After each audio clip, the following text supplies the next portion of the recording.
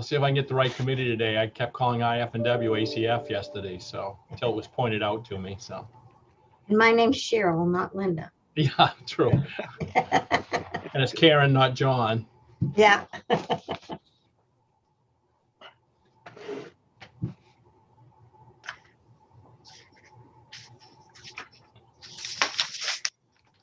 We all set? I am all set. Or you are all set. Yeah, we are ready to go. Good morning, everyone. I'm Senator Jim Dill, and I'm the chair of the Agriculture, Conservation, and Forestry Committee. And we first have a confirmation followed by several work sessions today. So we will get right going. As I say, it's going to be a busy day. So I will start with introductions, and I'll start with Representative Bernard. Good morning, everyone. I'm Sue Bernard. I represent District 149, which is in Caribou, Westmanland, and New Sweden, located in Aroostook County, the Crown of Maine. Good morning. Good morning. Representative Osher. Good morning. I'm Lori Osher. I represent District 123. That's most of Orono, the home of the University of Maine. Representative McCray. Yes, good morning, everyone. I'm Representative David McCray. I live in Fort Fairfield up in the center of Aroostook County, and I live in Fort Fairfield, the home of the Maine Potato Blossom Festival. Good morning. Representative Hall. Good morning, Randy Hall, District 114, representing 6 towns in southern Franklin County. Representative O'Neill. Good morning. My name is Maggie O'Neill, and I'm here representing House District 15, which is in Saco. Senator Black. Good morning, Senator Black, representing Senate District 17, which is all of Franklin County and 4 towns in Kennebec. Representative Underwood.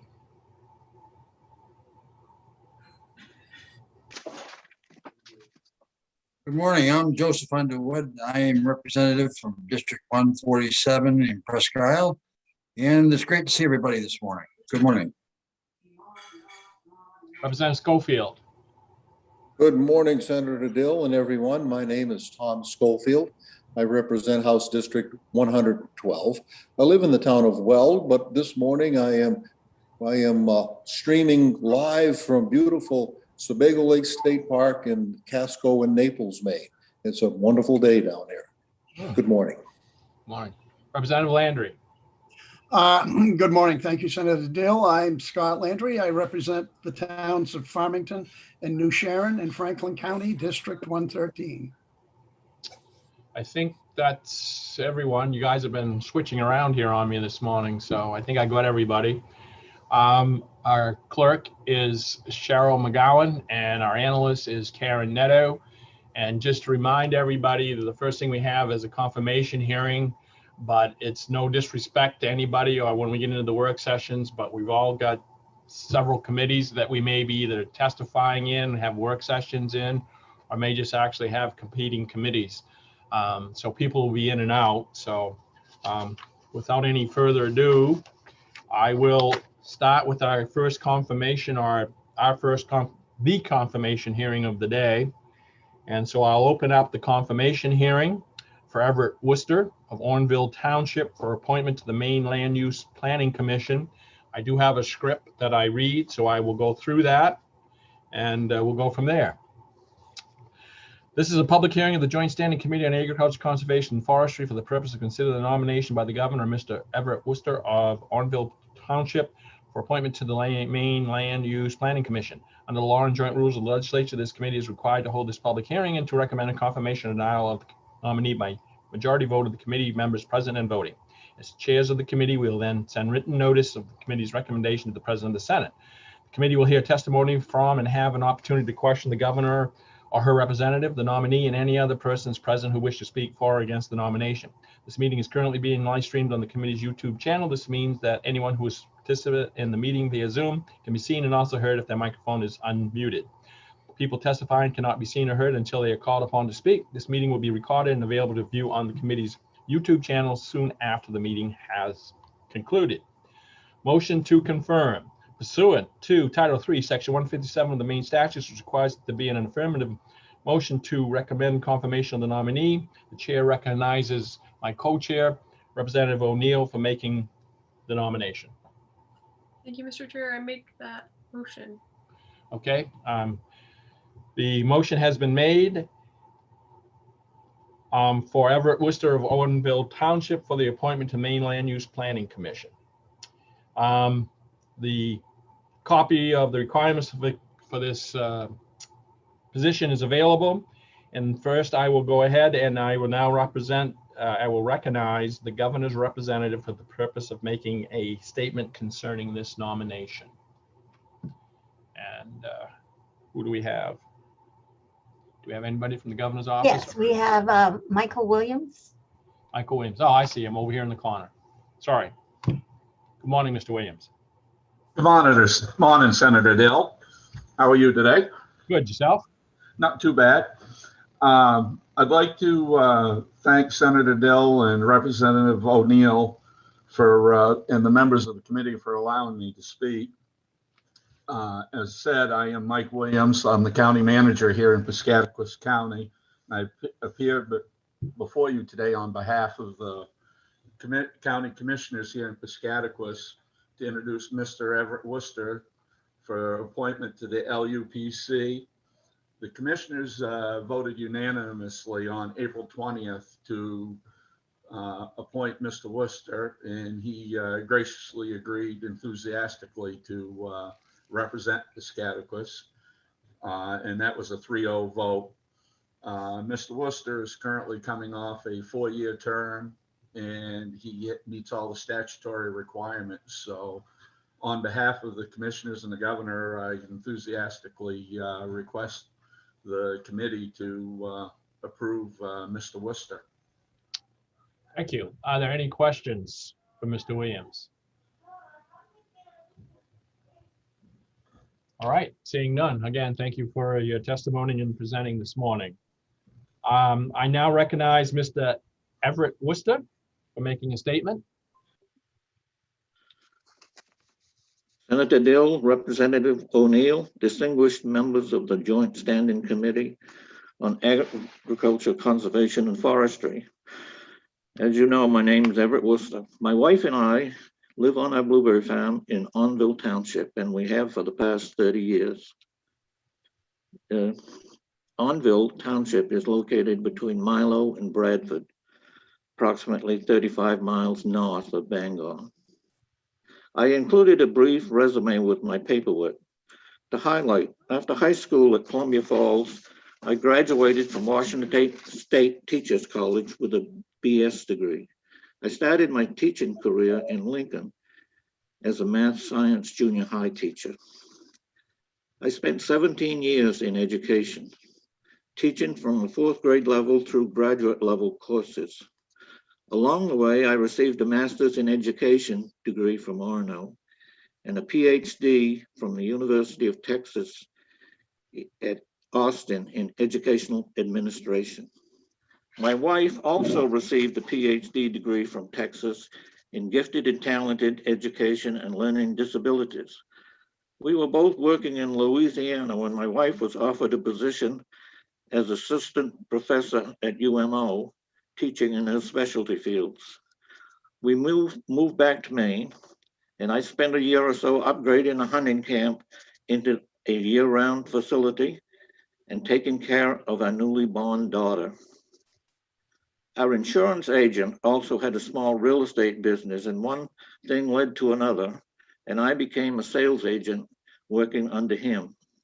I discovered I really liked the real estate business, and I went and got my broker's license, opened my own agency, and in 2019, I retired after 30 years as a real estate broker and appraiser.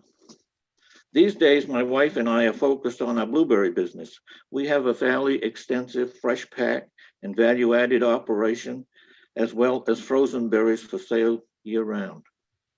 We were sort of back to the earthers when we moved back to Maine, and I guess we never lost it. I am completing my 8th year on the Land Use Planning Commission. I would be happy to attempt to answer any questions you might have of me. Thank you. Are there any questions for Mr. Worcester? All right, seeing none. is what I'll do now is I'll turn to see if there's anyone else. Cheryl, do we have anyone else that's going to speak?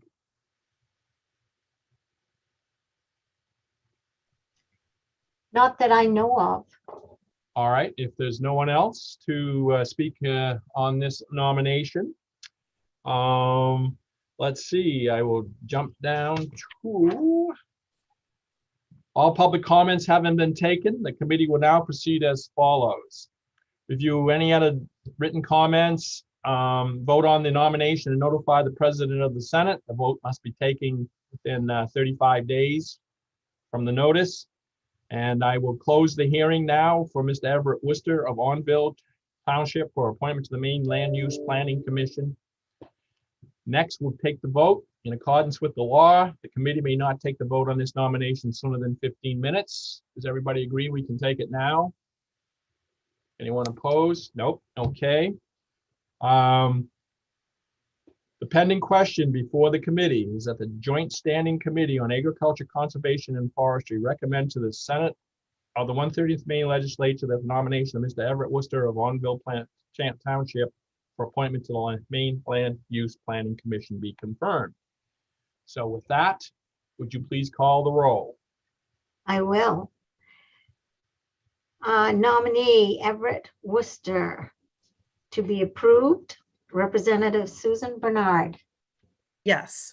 Representative Susan Bernard, yes. Representative Lori Osher. Yes. Representative Lori Osher, yes. Representative Thomas Schofield. Yes. Representative Thomas Schofield, yes. Representative Joseph Underwood. Yes. Representative Joseph Underwood, yes. Representative Scott Landry. Yes. Representative Scott Landry, yes. Representative Randall Hall. Yes. Representative Randall Hall, yes. Representative Margaret O'Neill.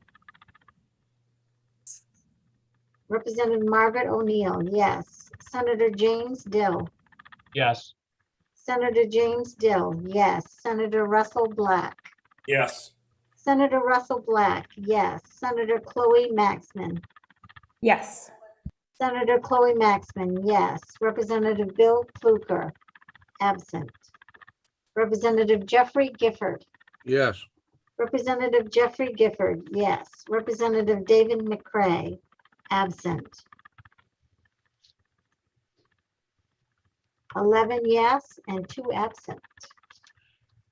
So with 11 members voting in the affirmative and none in the negative, it is the voting of the Joint Standing Committee on Agriculture, Conservation, and Forestry that the nomination of Mr. Everett Worcester of Onville Township for appointment to the Maine Land Use Planning Commission be confirmed. Congratulations, Mr. Worcester. Thank you. All right, with that, this will conclude our confirmation hearing, and we will move on into our regularly scheduled program for today, our work sessions. And we have 1, 2, 3, 4, 5, 6, 7. We have 9 work sessions today, but the last 2, 471 and Act 2, require legislative approval for certain leases of public lands, and 1075 an Act to protect public lands. If there's anybody waiting for those, we are moving those till Thursday because we're waiting on some more information for the work session. So we're not going to do those 2 work sessions today. Again, that's LD 471 and 1075. Those will be moved to the end of the day. I mean, to the Thursday from the end of the day. And with that, oops, he's here. Then we'll go into our work sessions, and the first one we have is LD 264, an act to prohibit aerial application of PFAS and PFAS compounds, substances. And Karen, would you take us through that, please? Sure. You tabled it, so it needs to be taken off the table. Can I have a motion to take this off the table? Representative O'Neill, seconded by Representative Landry. All in favor, just raise your hand, please, and it is off the table. With that, now you can go ahead, Karen. Thank you. Thank you, Senator Dill. So The original bill, Section 3 prohibits the aerial application of a pesticide unless the Board of Pesticides Control has determined that the pesticide has been analyzed by a third-party entity not associated with the manufacturer of the pesticide, who has determined that the perfluoroalkyl and polyfluoroalkyl substances, also known as PFAS, are not part of the formulation of the pesticide. And then Section 4 of the original bill prohibits the aerial application of a pesticide if PFAS substances are part of the formulation of the pesticide. So I think the way that we left it last work session, Representative Pluker had articulated a proposed amendment. And so I was going to work with him on that and, put it on paper for the next work session. But I think additional changes have been made, and Representative Pluker has been working with the department on this. So I guess I'll toss it to Representative Pluker to talk about those discussions, I guess. I don't know where the chips have fallen. And I'm just now opening an email from the department on this.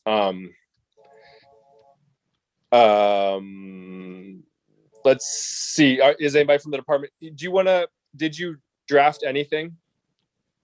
No, I mean, last that I saw was I could go through the bulleted list that you sent me. Or I can go through that now. Or you can go through it. And then I assume there is somebody from the department who wants to talk about this. Is that true?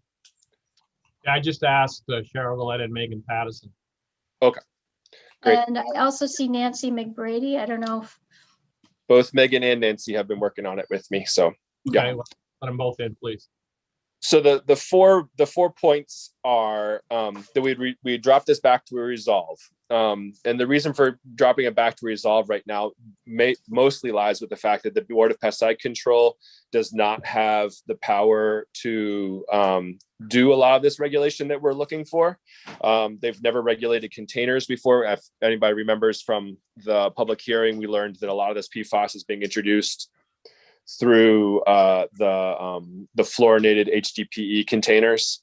We also learned in the public hearing, if you remember, is that there are fluorinated surfactants and adjuvants that are part of some of these formulations, and in some cases are being added to the form. You mix it with your pesticide as you're going to apply it. And so the BPC also doesn't have any power to regulate surfactants or adjuvants, which could also be sources of this PFAS. So we're stepping back and going into basically going to step back to resolve to have the Board of Pesticide Control begin getting some information from the manufacturers of the different pesticides. And basically having them, and we met with the AAG, and they do have the power to ask for affidavits of the manufacturers as to what is in their formulation. And so basically going back and coming up with the idea of how extensive this problem may or may not be. And so having the manufacturers let us know what is in the formulation, if there's PFAS in the formulation, also letting us know if the formulation has ever been stored, distributed, or packaged in fluorinated HDPE containers. So we're not regulating them. We're just collecting the information at this point. And then have the BPC start looking into the use of fluorinated surfactants that are being used or sold in the state of Maine. And then the other aspect of what got in the way with a lot of this work was that we have a definition. Right now, there's legislation working its way through the Health and Human Services Committee, which would define what PFAS is and what PFAS adulteration in drinking water is. And we don't have that definition for pesticides. So the other part of this resolve would be to have the Board of Pesticide Control work on creating some sort of PFAS. We have statute around what that pesticides can be adulterated and that it's against the law for them to be adulterated. But we need to know what level are they adulterated once there's PFAS in there, so they're going to work on a definition of what a PFAS adulteration would look like, and then have the BPC work out what would be necessary in order to regulate fluorinated surfactants, because right now they only regulate pesticides, though they don't regulate any surfactants whatsoever. And then make it clear what would, if we were coming, so then the end of this resolve would be reporting back. They would report back to us after they've done this work in 2022, and we will be able to report out a bill at that point. And so if we wanted to make it necessary if we wanted to make it illegal to apply PFAS in the form of that would be included in a pesticide in the state of Maine, then try to figure out what would be necessary for the BPC to be able to have that power and do that work. And so that's a rough outline of the resolve that I thought of. And I've just now opened an email from BPC, not from BPC, but from the department outlining some thoughts on that. So maybe they could come in and talk to us about that. And who do you want to talk about that, Bill? Excuse me, Representative Fluker. I don't know. This email is from Emily, and I don't know if, it says some thoughts from BPC. So probably Megan put these together. Megan put them together. Okay, Director McBrady and Director Patterson, are you drawing straws or? If you don't mind, I'll take a crack at just addressing the broader resolve. Okay. Good morning, everyone. My name is Nancy McBrady. I'm the Bureau Director for the Bureau of Agriculture, Food and Rural Resources.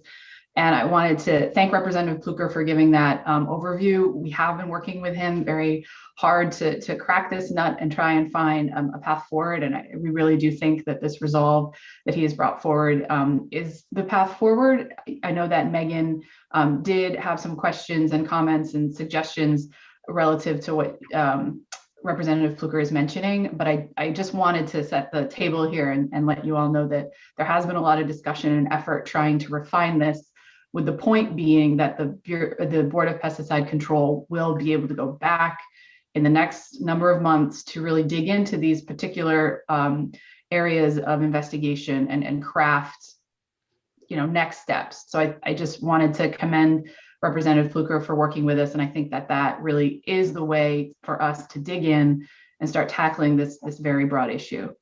So for the particulars, I will definitely turn that over to Director Patterson if she wanted to flag any of the things that she did for Representative Fluker. Morning.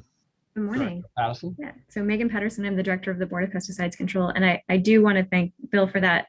Representative Fluker, my apologies, for the nice explanation of what we discussed and ultimately what you how you put your thoughts together. I think that's really helpful to have a little context. So I did provide some comments, just seeking clarification mostly, and sort of trying to outline a little bit too around just setting expectations, right? I mean, as you correctly stated, that adjuvants are just not something that we currently regulate.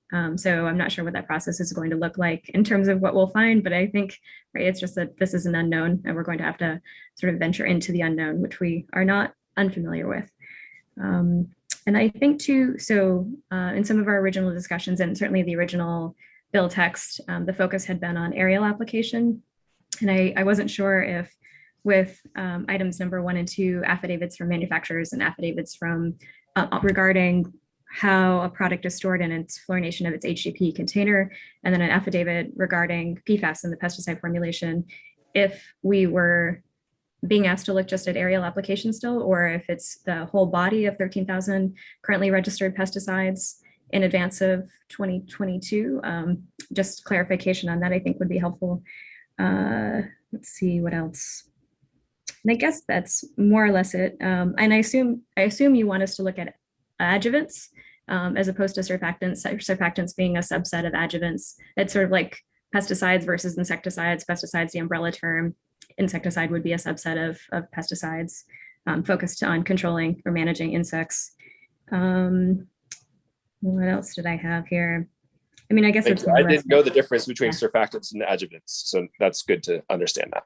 Yeah, there are a whole bunch. I mean, well, without going belaboring it, but like anti-foaming agents, and there are a number of things that spreader stickers is what some of them are called. It depends on what function they perform, I guess is how they're named. Let's see. I think that's it. I mean, I don't know if you had questions for me about my comments, I'd be happy to clarify. Or if there's any of these, I think they were just shared with me. If there's any of those comments that you want to make sure that the whole committee has heard, or then go ahead and share that. Okay, so I guess I'll just reiterate that when it comes to the bits about affidavits, so when it comes to affidavits or really anything in the registration process, so I sort of had to work through the logic behind what we can ask for and how we ask for it with regard to registration of pesticides. So we have the authority to ask for essentially any documentation that we need with regard to verifying registration. So that's not too much of a problem asking for affidavits. What I was encouraged to do, given that we would be asking potentially for affidavits at some point in time for all pesticide products with regard to PFAS or for any other purpose, was to put that in language and rule. And so that would be the best place for it, given that it's not just a one-off, it isn't simply, for a subset of products or clarification about a specific product, that if we're going to make it policy that we always ask for this information, that requirement should go into rule. So for both affidavits from the manufacturer regarding fluorination of containers and the affidavits from the manufacturer on whether or not the pesticide contains PFAS, that those both should be in rule. And that guidance was given by the AG's office. And then with regard to adjuvants, as Representative Pluker mentioned, we don't currently regulate adjuvants. While adjuvants are sometimes a part of a formulation of a pesticide, they are also sold, and that was correctly stated, they are also sold separately.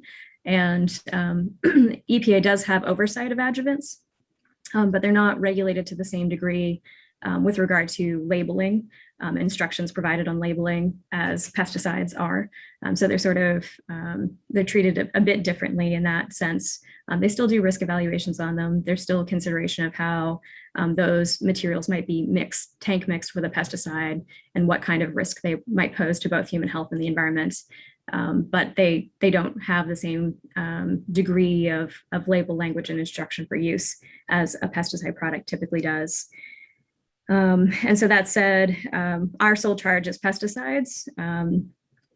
So it might be a little tricky to determine exactly, I mean, the question here is, I think, determine if any fluorinated surfactants are being sold. And I think that piece, I think that's just a matter of trying to identify all the places where they might be sold. And part of the assumption would be, and it might be a leap of logic to assume that the same manufacturers or retailers that are selling pesticides are also selling surfactants. So we'll have to work through that. That's for us to deal with. So I'm not sure how complete the ultimate reporting will be regarding total sales of surfactants, but if we feel there are any maybe holes in our reporting, we'll also, I think, be able to report on that to say, this is the limit, this is where we looked, and this is what we found. And then I guess, in terms of creating a definition, we can certainly do that. I think, for staff, as we're thinking about this, we're thinking about enforceability as well. So, we'll likely have to choose to regulate PFAS that we could actually conduct a laboratory test for or hire out those services. So there are a couple of methods that have been developed by EPA that limits fairly substantially what PFAS you can test for. They're mostly long chain PFAS. And about 14 to 18 different compounds that we would be able to test for using current methodologies. It is the case that we will still likely, by the time January of next year rolls around, lack sufficient relevant and actionable toxicological data. That's a conclusion that a number of other states have come to as well. And while we'd like to have that information, it just doesn't exist currently for pesticides. And it's not, unfortunately, something we can bring into existence in the immediate. It does exist for other things like water quality protection, for example. It just hasn't, the science is still evolving, and we're still learning new things. So hopefully at some point soon we'll have that information, but we likely won't have it by January. So we'll likely come back with some proposals and information regarding what we can do with what we have, I guess is more or less likely what I'll have to report back on, or we'll have to report back on. Let's see. Oh, and with regard to, I guess, the question about have the BPC determine what would be necessary in order to regulate fluorinated surfactants, I think maybe just a little clarification there. I mean, are we talking about fluorinated adjuvants? Are we talking about adjuvants sold in fluorinated containers, or adjuvants containing PFAS? So I wasn't sure if maybe we could have some clarification there on, as to what type of potential PFAS contamination. Are we talking about containers? Are we talking about the active ingredients of the adjuvant being PFAS? Both of those things? Yeah, I think, yeah, we want to know if they are being put into, we don't know if fluorinated surfactants are reacting with fluorinated containers to create PFAS. But I was more worried about and sorry, I'm using the word surfactants, I think, when I should be using the word adjuvants. But fluorinated adjuvants by themselves might have some PFAS in them. I've seen some studies where some PFAS chains have been formed in there. So that's what I'm looking for. Okay. I think, I'm not sure. I mean, given that there are likely pesticides that also just contain fluorine, and it isn't necessarily a PFAS compound, I think for the same reason that would be difficult to discern that PFAS are present. I mean, the only way that we would be able to tell you that PFAS are in an adjuvant that is not stating on the label or in some other capacity that it contains a PFAS compound that's recognized would be to test them all. So we would actually have to, so it's about $500-ish per test, I believe, for the 14 or so compounds that can be detected with current EPA method, original PFAS method. Excuse me, froggy this morning. So I'm not sure, there are a lot of adjuvants. So it would be the case that would probably be a fairly gargantuan task. I guess you could consider simply looking at whether or not the container is fluorinated or whether or not it has a declared PFAS. I mean, that would be closer to what I'm asking for pesticides too. Yeah, and I'm just talking back and forth with you, but Mr. Chair, is it okay if I keep talking? Sure, please. Okay. I mean, you've been working on this, so. Yeah. Yes, thank you. Yeah, the fluorinated adjuvants, I think that's where I just want to know, the report back would say what would be necessary in order to regulate fluorinated adjuvants. And so there you could come back and say it would cost $20,000 and 800 hours of person time and that kind of stuff. And then we have a clearer picture of what's necessary. And that's why I don't want to necessarily write that statute or do that work right now, because we'd prefer to do it in 2022 when we have a clearer sense of what's necessary. Okay. So that might include commenting on whether or not adjuvants are sold in PFAS, fluorinated containers, or appear to contain PFAS as active ingredients. Is that? Yes. Okay. Yeah. And I would focus not on all adjuvants, but the ones that contain those long fluorine, that contain the fluorine chain that are fluorinated. Okay. Yeah. I'll come back to you, Representative Pluker, but we have some other hands up. Yes, thank Representative O'Neill. Thank you, Mr. Chair. Okay, so I'm trying to follow all of the detail here. I just think I sat in on just one of these meetings so that I could, which I appreciated the department holding with the AG's office. And it just seems like a simpler approach would be to put some of this in statute instead of go through this whole rulemaking process. I think it would be faster, just simpler to implement, gives you a stronger legal position. And I'm just trying to understand, I don't know, I feel like we're getting lost in the weeds on some of this stuff and making it more complicated than it needs to be. So I'm wondering if you maybe could talk about, of this data that you guys have been listing for the past 10 minutes, what would manufacturers have already, or what's like a likely thing that these people have already? Because we've been throwing a lot of terms around, and I think that part of what we're looking at here is the legislature has the ability to say, to protect consumers, can you just tell us what's in your product? And we can put that in statute. So I'm just wondering kind of, I guess, what the committee feels, and also if Megan could comment on some of the stuff that we could simplify. Yeah, I'm not sure that I see putting it in statute as simpler or faster necessarily. You know, I think the board is going to begin looking into this in June at its June meeting, June 5th. So I think that arguably we'll likely begin the rulemaking process for collecting some of this information at that point. And so the low hanging fruit here is the affidavits. But those crafting what those should say and how they should say them, and we already have the authority, frankly, we already have the authority in statute as well to collect those. But putting them in rule specifies what it is we're collecting, so we can be really specific. So we will get into the weeds as a board in discussing this and exactly how they should be tailored and what they'll say. But you know, that's a conversation I think we're comfortable having there, and we have the time to have it. So I'm not sure if that answers your question, but. Thanks. How long will that process take, just to give us a timeline? So I understand rulemaking can take 3 months or less. I mean, it depends on how much discussion, how much public comment is offered, how much digestion has to take place. About rulemaking is that it's slow, it's you know, that it takes. But I think it's actually, frankly, can happen faster than legislative season takes place. I mean, it actually can happen during the course of that, you know, January to June period of time as well. So, you know, I guess, and as soon as the board has voted on it, it does become effective. There's no delay in implementation. That's good to know. So is there a way that we could request some of this immediately via statute? And I don't know, I'm just trying to figure it out, because it just sounds like maybe the process will be drawn out. But yeah, I think the part that would require potentially some statutory authority is the piece around adjuvants.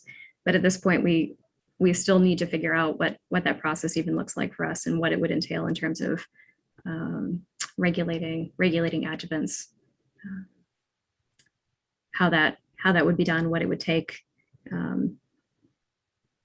It's just something we haven't explored. that makes sense that we would need to add something to statute there. Yeah, I think that what I'm throwing out to the committee is maybe it would be faster to act via statute, whether you have the authority or not to request this information. So I just want to throw it out there as conversation continues. Representative Underwood. Good morning. I'm Joseph Underwood and District 147 in Presque Isle. And I think the Board of Pesticide Control does an excellent job as far as formulating policy on PFAS. And they're working very well with Representative Pluker on putting everything together. So be patient on your lawmaking. Just because this committee can do something doesn't mean it has to. And bad law is no law is better than bad law. And the main question I had was, could somebody, probably Megan, Director Patterson, if you could give us, so the whole committee understands what adjuvants or what it is, and to define it in plain language, if you could, please. Thank you. Sure, happy to. Thank you for the question, actually. So adjuvants are essentially compounds, chemicals that are added to a pesticide tank mix. That's when you put pesticides in a spray device, and they serve some purpose to either make the pH of the water a certain pH, right? If it's too acidic, they lower it. If it's too basic, right, they'll change it. It also will change the physics of droplets. So spray droplets, that's what comes out of your spray device. So if your normal droplet would have, water tension holding it in a tight ball, it actually will cause the water tension to sort of be reduced. And so it will cause the droplet to kind of spread out across the leaf surface. So it'll have better coverage of a leaf surface. They also have penetrance, which allow pesticide to better absorb into a surface. So they've served a whole number of different physical functions with regard to pesticide application and better, more efficacious pesticide application, but that's just a few of the things they'll do. Does that more or less accomplish it? They're used in a really technical way to do all kinds of really helpful things with regard to better and more effective pesticide application, but essentially they're a chemical that's added to a pesticide mixture to help it do these things. Follow-up question. Sure. Sure.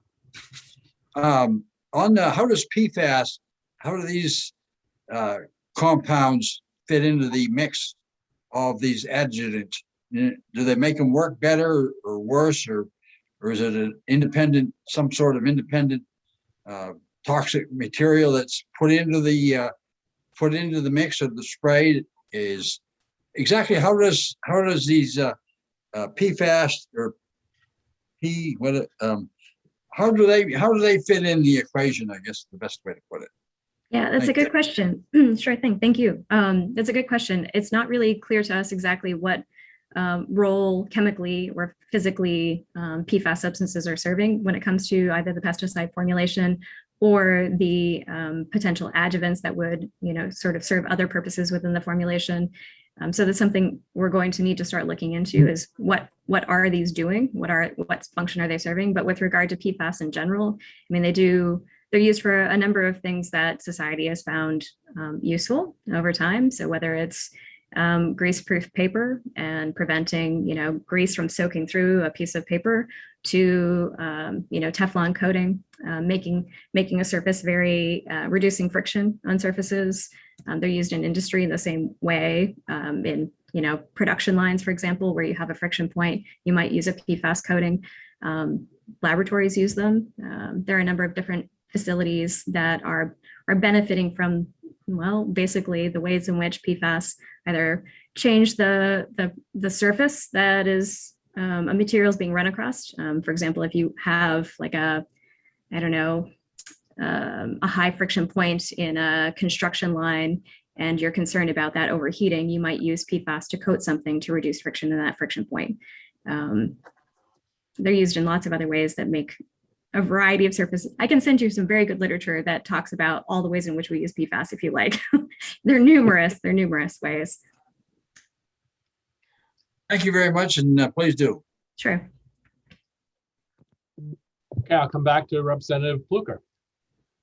Okay, I just wanted to clarify, oh, I might have lost it. Was the registration process for pesticides begins in November. So if we're looking to get ideas of what formulation, what is involved in the formulation of these pesticides, that's a good time for the Board of Pesticide Control to start collecting this information. And so that was one point. And then once they've collected the information in November, then we can have it as part of the report back where we can actually do some of the statutory changes in January. And if the committee is ready, we have a long day ahead of us, and I'm going to move on to pass as amended. Is there a second? Seconded by Senator Maxman. Discussion. Representative Underwood. I'm all set, thank you. Okay. Karen. You're muted, Karen. So the first two bullets requesting affidavits, I think you may need, whether it's by rule or by statute, that the board has authority to request those. I think you would still need a statutory change to make it clear what the rulemaking authority is in this regard.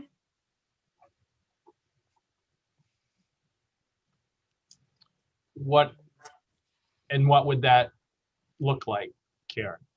I'm not sure yet. I mean, but just a general statement that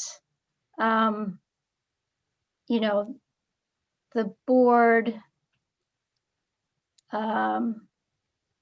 may collect information, or, you know, I guess we don't need to mention affidavits because that's, I guess, could be the method and rule. But I think you need to make the rulemaking authority more clear that you're requiring this additional information from manufacturers. I believe, didn't Director Patterson say they already had the authority in statute to collect affidavits on this information? I missed that. And if And I she think- could point me to the statute, that would be great. I think the attorney, Yeah, just a second. Director Patterson, did you already have the authority to request a? You do. Yeah, so essentially, when it comes to the registration process, we can request a number of different documents, everything from confidential statements of formula to affidavits. There was some question initially about affidavits, but since then I've had my apologies, Representative O'Neill and Representative Pluker were present for one of the conversations with AAG Randlett, and then I had my own conversation with him regarding our potential rulemaking. And he indicated that we just need to put it in rule and could do so under current authorities. So where is the current authority? It's under the 607, and then yeah, between 604 and 609 in Title VII. Okay. Let's see. Next is Representative O'Neill. Oh, thanks. That was kind of a lingering hymn, but I think what I wanted to say for the motion is, why don't we just say that we direct the BPC to do X, and then if we find out we don't need it, we can strike it, but I don't see it hurting anything. Okay. Senator Black. Thank you, Mr. Chair. Can we identify what we're going to be voting? I'm a little confused on where we're at with this, I believe, resolve. So I'd like it clarified of what we're voting on here, if I could. Thank you. I think that's where Karen was starting to go, but I'm not sure when she started with section 1. Yeah, so I'm just going, essentially what Representative Pluker went through, there are 1, 2, 3, 4, 5, 6, 7 bullets. So I can go through those now, but I don't think too much has changed other than to clarify, have the BPC determine what would be necessary in order for them to regulate fluorinated adjuvants. Director Patterson wanted clarification on that, but I can go through this again, or? I think we're going to have to go through this again, Karen, sorry, because I think there is confusion where we left it, and I think there may still be questions for the department of, are these things doable? You know, if we tell them even in a resolve, we've already heard some feedback from the director that, you know, there may be gaps in some of these places, but I want them to be clear what we're doing as well as us. There's no sense in putting a resolve in here and telling them to do something that, you know, can't be done. So Okay. let's go through those bullets, please. Sure. So the first two, the first one is request affidavits of manufacturers and distributors as to whether the registered pesticide has ever been stored, distributed, or packaged in a fluorinated HDPE container. And you know, I just had a question about that. If I guess they're hearing the board and their assistant AG feel like they have, or they do have that existing authority in statute. I just had a question about that. And so I would probably connect the dots to that authority in the resolve so that it's clear where the authority lies. And then request affidavits of manufacturer whether PFAS is in the formulation of the pesticides. So far, so good. Okay. And then the resolve would continue to direct the board to determine if any fluorinated surfactants are being And we're good. used, sold in the state of Maine? Should it be adjuvants? Yes, Okay. thank you. And then direct the board to create a feasible definition of PFAS adulteration in a pesticide. Before you go beyond this one, I remember when that was brought up before, Director Patterson asked if this was all adjuvants or just for aerial application, because that would make a huge difference on probably on the number of affidavits. It certainly would if there had to be any testing done. But on the affidavit, it may or may not make any difference. And I would go back to Director Patterson. If it's only an affidavit, is that what that one says, Karen, an affidavit? On are there Request any adjuvants? affidavits of whether PFAS is in the formulation of pesticides. No, Yes. and one about adjuvants. You just said surfactants and need to be changed to adjuvants. That's the one I'm questioning.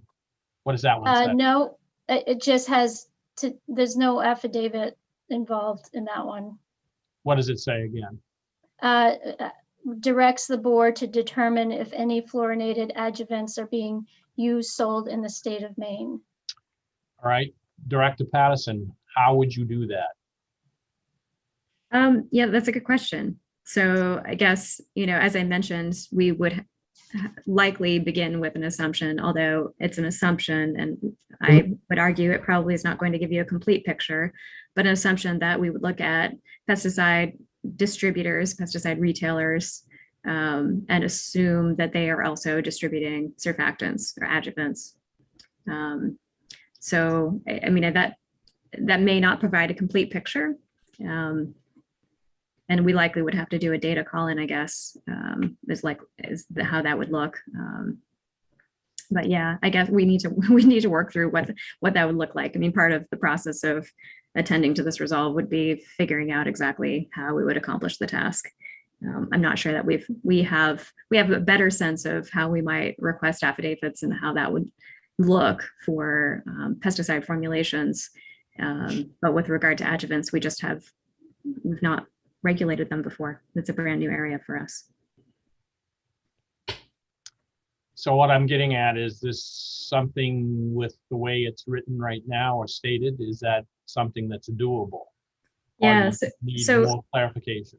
Yeah, I think, as I'd mentioned, it would be very helpful to know if we're talking about it, not just with the adjuvants piece, but also with the pesticide formulations piece. If we're talking about, 13,000 pesticides and however many adjuvants there are, or if we're talking about those materials used in aerial application, because that's what the original bill referred to. So I think having that clarification, certainly we think working in the context of aerial application is achievable. 13,000 products, pesticide products, plus however many adjuvants there are, seems like a bit more of a stretch for what we could accomplish in how many months? In 6 months.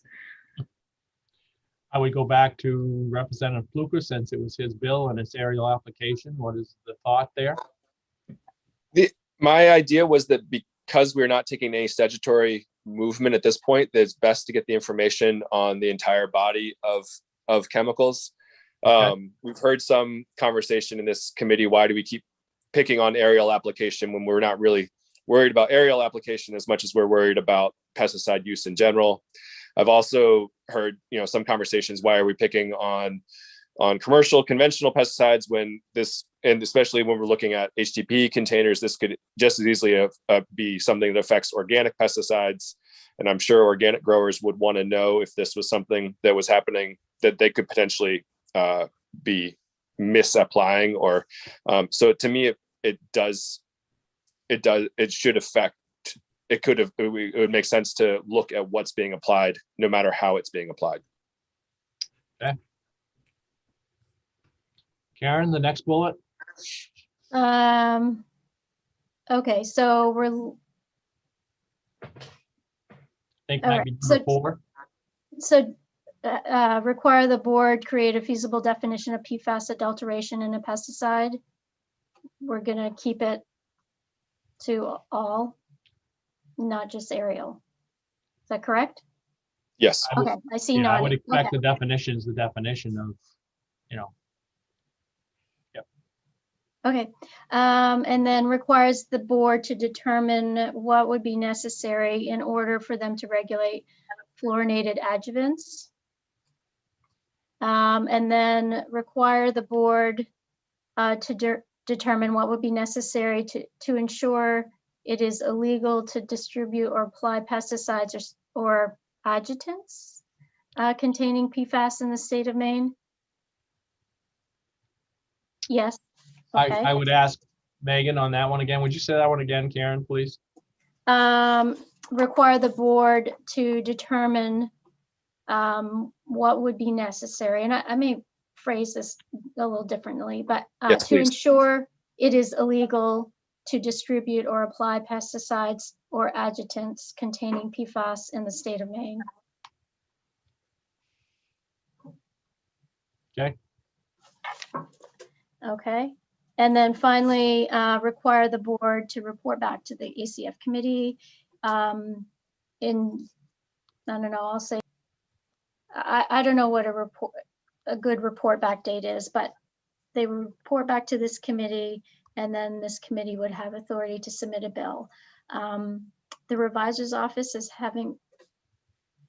has had us put report back dates in December. I don't know, that may be too soon for the purposes of this particular resolve. So I could say January 15. I don't know if that works for the board, and looks like it works for the sponsor. So that's the amendment. Other questions?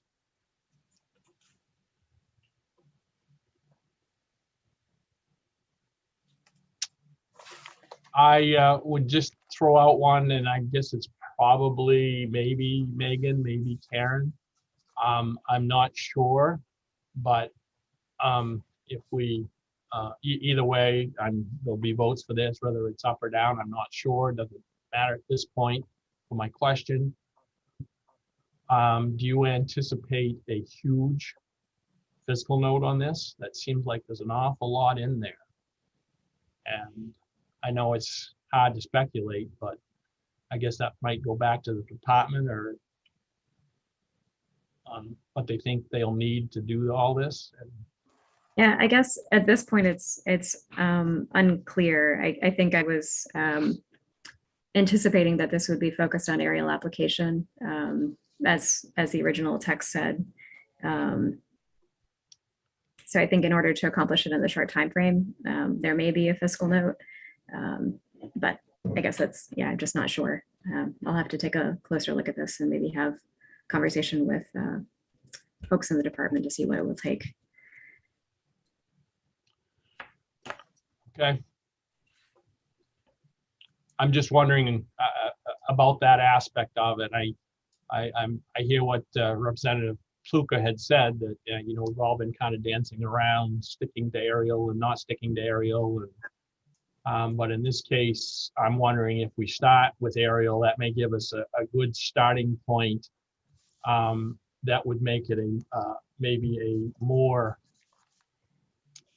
chance of getting it done and information that we are looking for, so that when we do go to put in a bill, if we do, that it may be something that would, you know, build on what is done here. Because I hate to have us go through all this and they come back to us and it's either a huge fiscal note because they're looking at 13,000 products plus adjuvants, or if they're looking at, you know, a much smaller number. And I would ask that of Representative Pluker. I mean, I'm fine if that's where you want to stay, Representative, with all 13,000 products where the bill was aerial to begin with, but I just would hope that we could get something that's doable here. Should we, I mean, do we want to hold it until we get a fiscal note reported back to us? Or we could vote now and then address the fiscal note when it comes back later. Okay. Or I guess that's more of a question. What do you think, Senator Dill? Well, I don't know. I'm just concerned with 13,000 products plus I don't know how many thousands of adjuvants. I'm afraid that we're really giving the board a task that they may not be able to do in basically 6 months, 7 months, whatever it is, until January 15th. And I would go back to Megan perhaps, and you know, if we're talking aerial chemicals, Megan, off the top of your head, you have a rough estimate how many chemicals you'd be talking about, pesticides you'd be talking about? You know, I guess so. In terms of where this is focused, I think what we were originally thinking was the focus of the original bill was current use. So what products are currently being used in aerial application in Maine. Right. So it's a pretty narrow scope. It gives us sort of essentially a case study format to look at some of the questions that we don't have answers to at present, you know, and figuring out what it is we don't know with regard to toxicology and otherwise. And then also with adjuvants, same thing, you know, it gives us the opportunity to kind of use those as a case study to figure out what it is we need to know to be effective in regulating the larger array of chemistries. So, you know, with those, it's probably in the last, I don't know, 5 or 6 years, I think in the reports that I gave you for the 2 applicators that are currently licensed to do aerial application in the state of Maine, I think they had used in 2019 something like 7 different products total, but they don't use the same products every year. So it would be sort of looking at maybe the array of products they might have used over a period of time. But it gives us sort of a nice subset of pesticides to look at.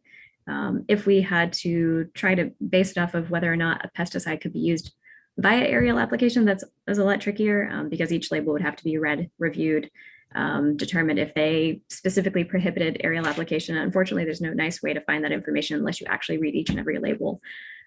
So I would suggest that, you know, looking at current use in aerial application does give us a nice narrow scope to be able to use as, again, like a case study, to be able to determine in this narrow focus, what is it we determined we actually needed to do or needed to know or didn't know and might not know anytime soon.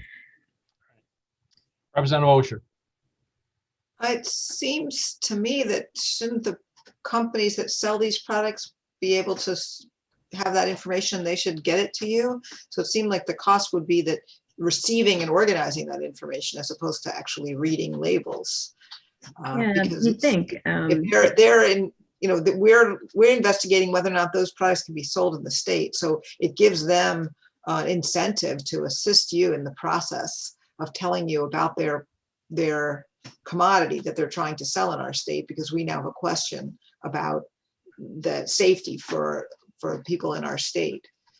So I don't know how you come up with the fiscal note, but it seems to me that whether we did it just on the products that have been sprayed in the last couple of years, or on all products, that the challenge to the Board of Pesticides Control is organizing that information.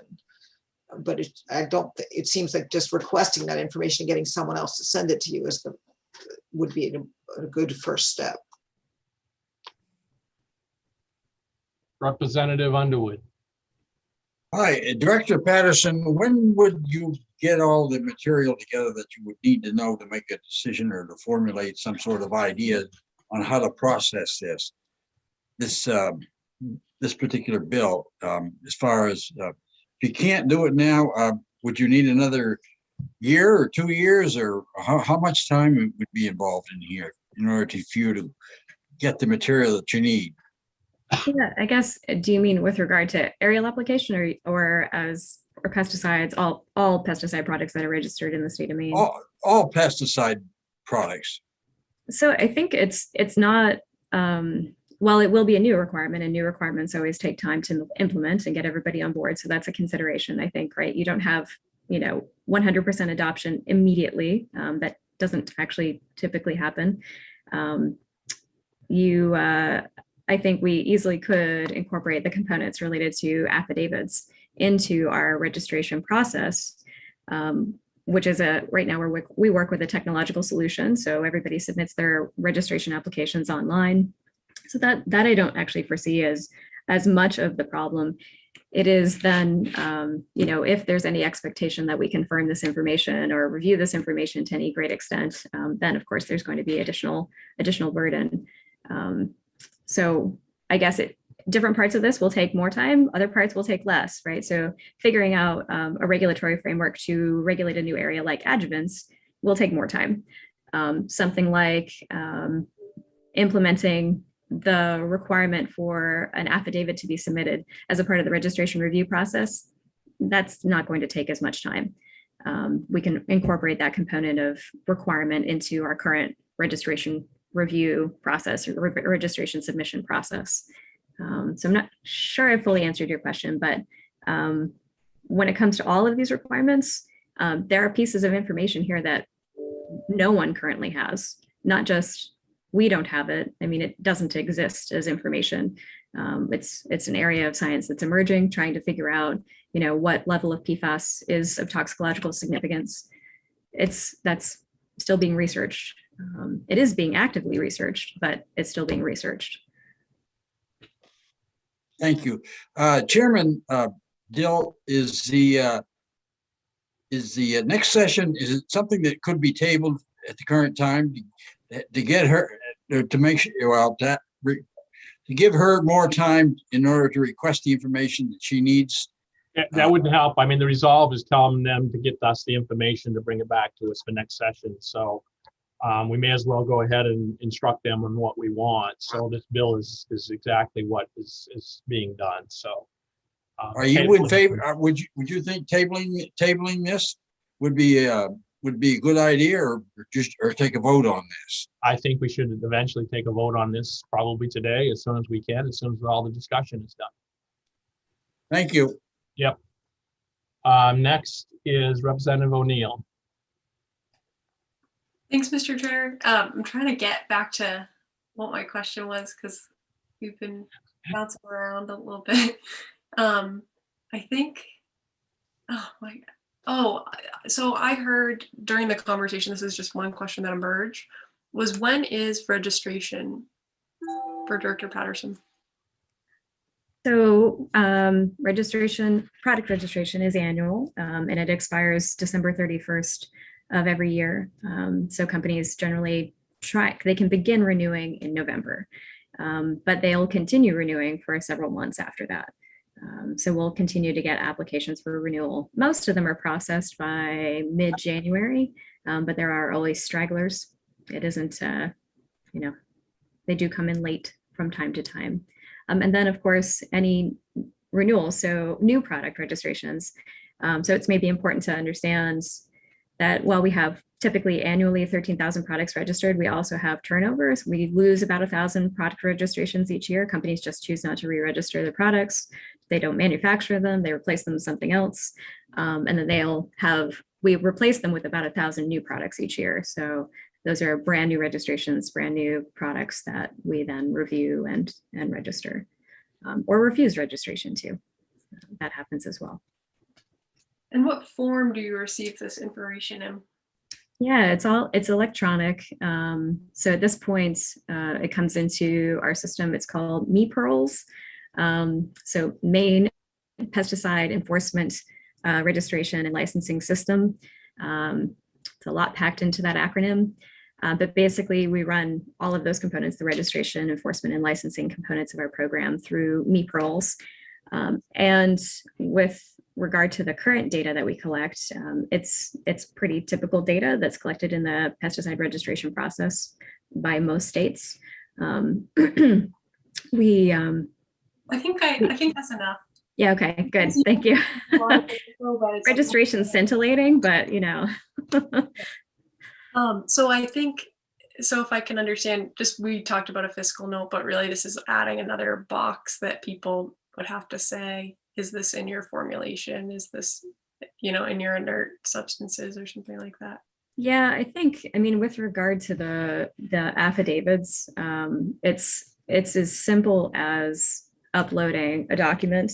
I think it could be as simple as uploading a document. Now, when it comes to some of these other parts, though, in this list of asks, in terms of trying to enforce against some of these components, I guess if that's the intention of this group, now you could make something that we don't enforce against, I suppose, or it's a paper exercise of simply, are you declaring this contains PFAS? If yes, then we don't register your product.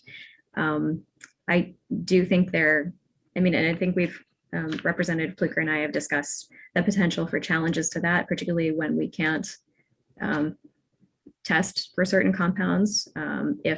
And that's where definitions become important, is trying to figure out what we actually can look for. But even when we can look for something, currently there is no sort of, whether you want to call it a tolerance or an actionable level, that information is still lacking and likely will continue to be lacking for some time. So we do have some questions around that.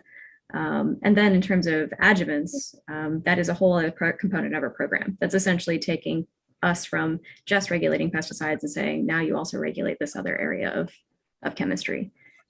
So that likely would require additional staff. Okay, understood.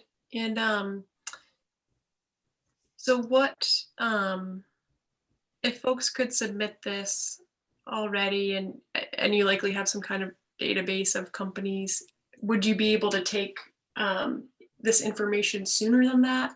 Because I think part of what we're talking about is timeline. When we talked about statute versus rulemaking, we were saying there's a benefit to doing it this way. You could complete it in the next 3 months, could start receiving this information. And now you're saying that part of your plan was to start receiving this information in December or January. So just our concern is to protect public health by getting this information. So I want to make sure we can get it moving. So what would be a way that we could request this sooner?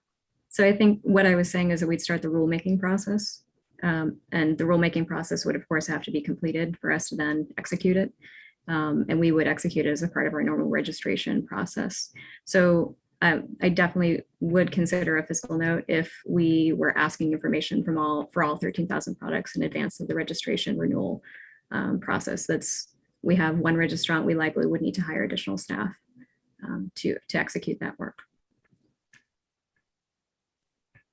And would that be because it requires mail? Because I'm guessing do you email people? How do you notify them?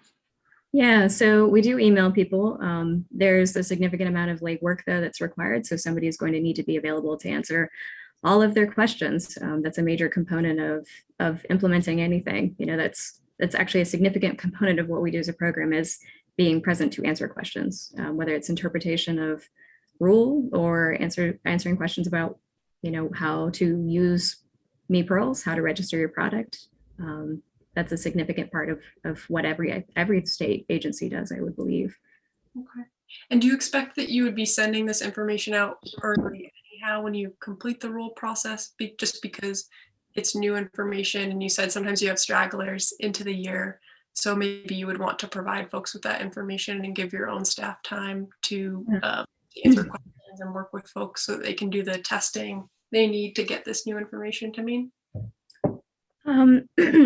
Typically we start informing people about, we inform licensed applicators about legislation that's taking place.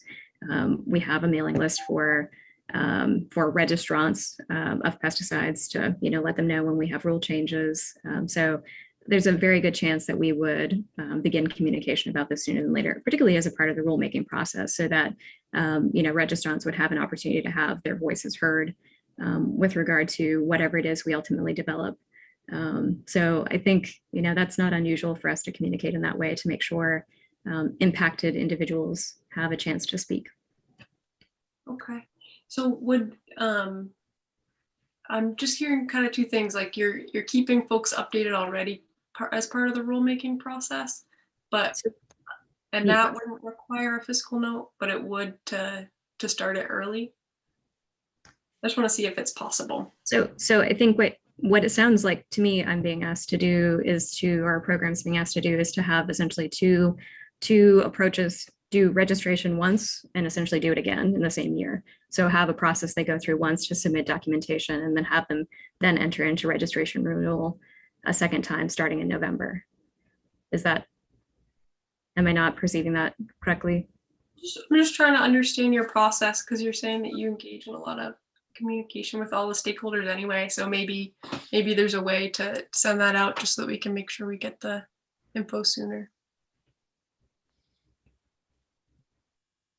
So are we asking for the affidavits? And maybe this is, are we asking for the affidavits as a part of the Thinking out loud registration? and getting more info for the committee. I'm not mandating anything. I'm just getting info. Yeah, I guess I'm not sure I'm clear on what I'm being asked.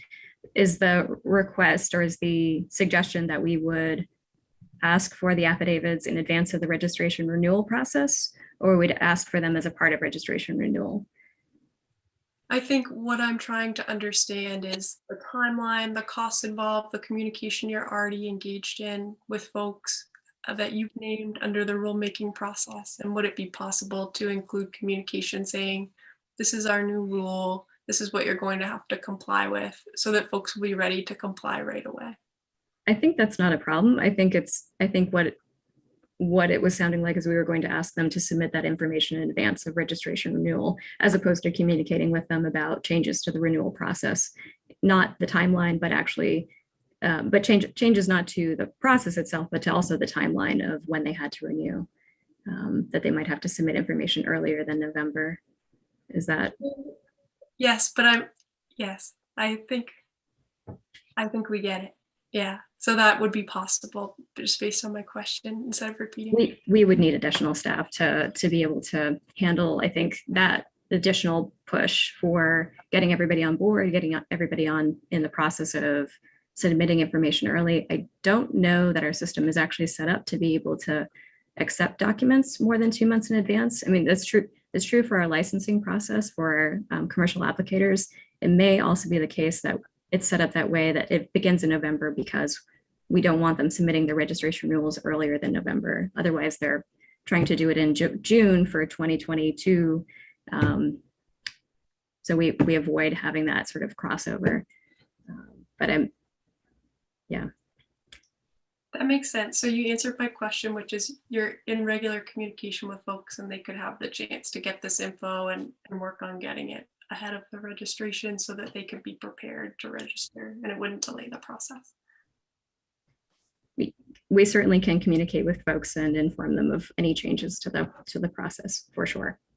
Okay. Thanks for going through that.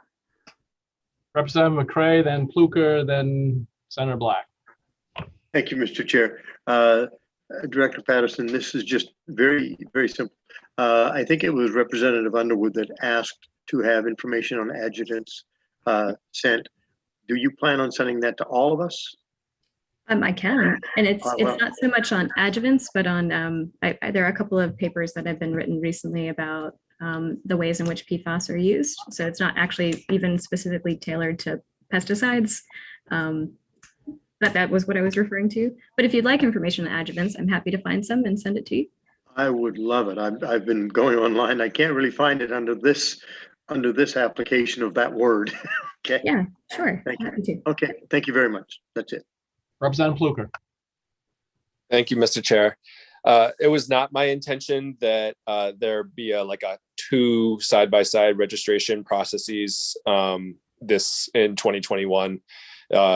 What I was imagining was that just as the person fills out their regular registration forms for the state of Maine, they could click a couple boxes. Do you promise that has this been stored or distributed in fluorinated HDPE containers?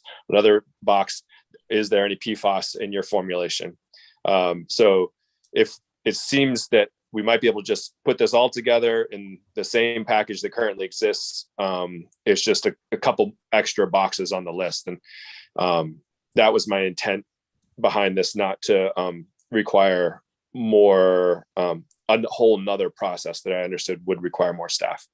So the question, I guess, to Director Patterson, is it possible, or would you see this as possibly just being able to be included in your regular registration questions and process? Yeah, so I think that's part of the comments I sent to you. We're basically more or less saying that we will begin discussing this anyway, these affidavits in June at the June board meeting. So I do think it's possible. I think that I also like having sort of group discussion to brainstorm how best to accomplish that. So we're not creating undue burden, but also accomplishing the task, right? I think that's always an important consideration with regard to, making sure people are willing to comply as well, right? That's part of it. Making it possible and accomplishable helps with compliance. So yes, I think that can be incorporated easily into the registration process. That particular documentation shouldn't be a problem. I do think we'll need to create rules around it, though, as suggested by the AAG, that would make sense because we're making this an across the board requirement as a part of the registration process that we would need to develop some rules. But that would certainly be in time for the registration season. I don't foresee any issues there. I had a follow-up or a separate issue. What is the fund where the registration payments go into that BPC holds? Yeah, that's a good question. The name of it, I know the accounting codes, but I'm not going to say those right now. Well, I'm sorry. Or what is the accounting code? So I will send you the name. Okay. Yeah. And so I was just thinking if there did look like there was going to be additional cost for this, we could put it in the resolve that cost would come out of those funds I was going to ask you if there's balance in there right now. Oh yeah, so there is. So we do have a minor, well, some would say a substantial surplus. I would say likely quickly diminishing. Yeah, I mean, I've been told, I think in front of this committee, not necessarily by you, Representative Pfluger, but by others that essentially you can do as you like, I think, with regard to demanding that we use existing funding. Yes. Okay, thank you. Senator Black. Thank you, Mr. Chair. I think Representative Pfluger earlier on today in this discussion kind of brought this back to the resolve and to try to move this along. I think that, this is a complicated issue. And I think we tend to get in the weeds too much. I think we fully don't understand all the department has to go through here. The resolve to me has moved me in the area where I could probably support this.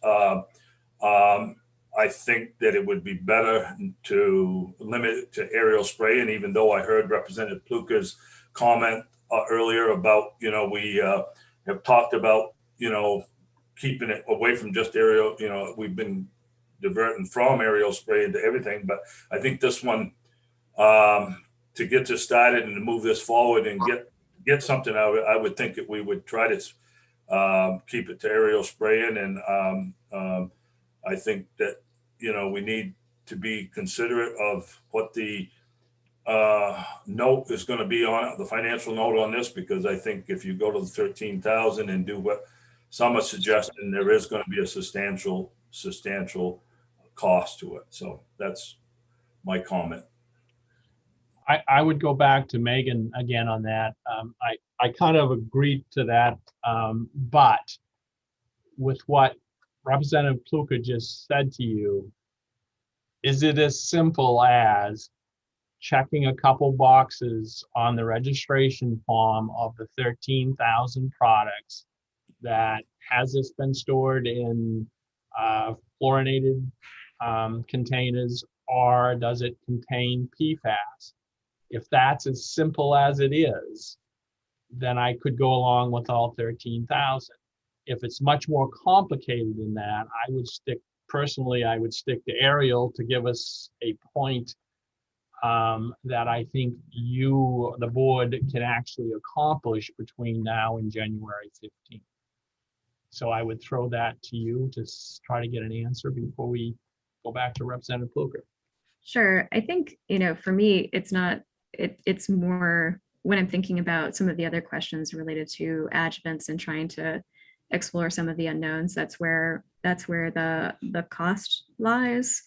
If it is, in fact, if we're not enforcing against any of this, if you're just asking us for the information about the 13,000 products, submit your affidavit and we then do nothing with regard to PFAS. you know, there is a cost to building that functionality into our system. There's always a cost. We work through a company that called Stratosphere that actually does all of our development for us within our system. So certainly there will be some sort of cost associated with building in the functionality. So there's a real cost there. No matter what we do, there's a real cost there if we're asking for that information. If we have to do some kind of review of any of this content, then there's definitely a cost there. So it's going to be a staffing cost, something that we don't currently have to. It's something that we don't currently have to do. It's going to be additional work for our registrant, and our registrant already is maxed out. So if it's just a matter of them either providing it or not, confirming they have PFAS or not, and there's no expectation of digestion of that information or chasing of that information or answering questions related to that information, then no, the only cost I can foresee is, again, programming in that functionality into our existing system. If we then do have to answer lots of questions or provide information about specifically PFAS and why they're having to report on it, which will be, most companies at this point are aware of what's happening with pesticide products, and that PFAS was found as a part of possibly the containerization process and the fluorination of those containers. You know, there could be a cost associated with having to answer those questions, with having to walk people through that process. Currently, our pesticide registrant, you know, is maxed out. We had to recently hire a temp to assist her with just the existing process, right? So it is a demanding job, and currently the current process does require a lot of time. So Megan, then it sounds like the adjuvants may be more of a holdup. The because adjuvants that is could. something you don't regulate, and whereas That's you right. regulate the pesticides, it may be as simple as what Representative Pluker said. Yep. So the adjuvant seems to be an issue. However, the way I understood this, and maybe Representative Pluker, you may be able to correct this. My understanding of this was you would gather this information, report back to us January 15th. Then as a committee, we would then report out a statute that is enforceable. A resolve does not have anything in it that's enforceable. So if we make this a resolve, as we said, you're off the hook as far as enforcement goes. You're just reporting back to us on January 15th. Is that the case, Representative Pluker? Yes, that's right. It's just gathering information, reporting back. No additional regulation. So I'm fine where, yes, I'm fine where we are. I don't know where everybody else is, but I think maybe we can move on. If you can just put that simply, Representative Pluker. Yeah, and I just want to be clear to Senator Black that this is not going to represent any costs to the general fund. If there is cost, we can make it clear that it's coming out of the fund that we were just talking about that holds the registration money. Any other questions? Any other questions? Cheryl, please call the roll.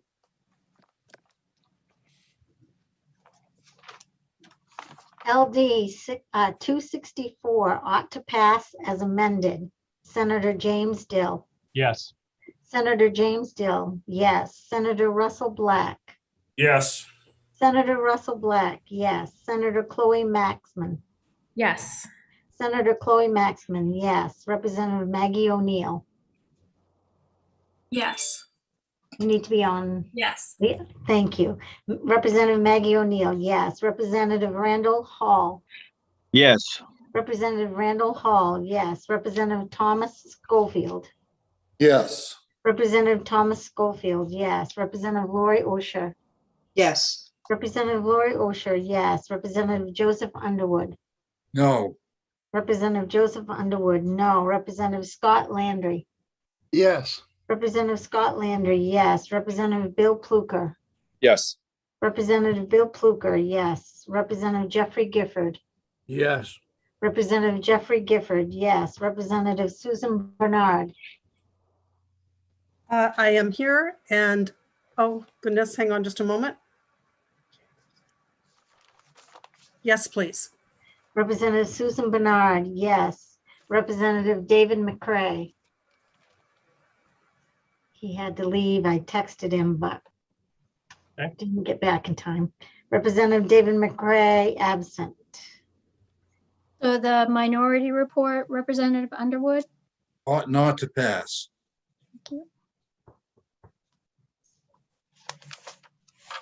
So that's Ought to- 11 ought to Yep. pass as amended. Yep. 11 ought to pass as amended, 1 ought not to pass, and 1 absent. Okay, on LD 264, an act to prohibit aerial application of pure fluoroalkyl and polyfluoroalkyl compounds. Ought to pass as amended, 11-1-1. And I will close the hearing on LD 264. And we'll move right along on to LD 524. An act to, so I'll open the work session on 524, an act to require schools to submit pest management activity logs to the Board of Pesticides Control and post the inspection results for the purpose of providing information to the public. Yeah. This was tabled about a month ago. Okay, can I have a motion to take it off the table, please? Moved by Representative Hall, seconded by Landry. All in favor?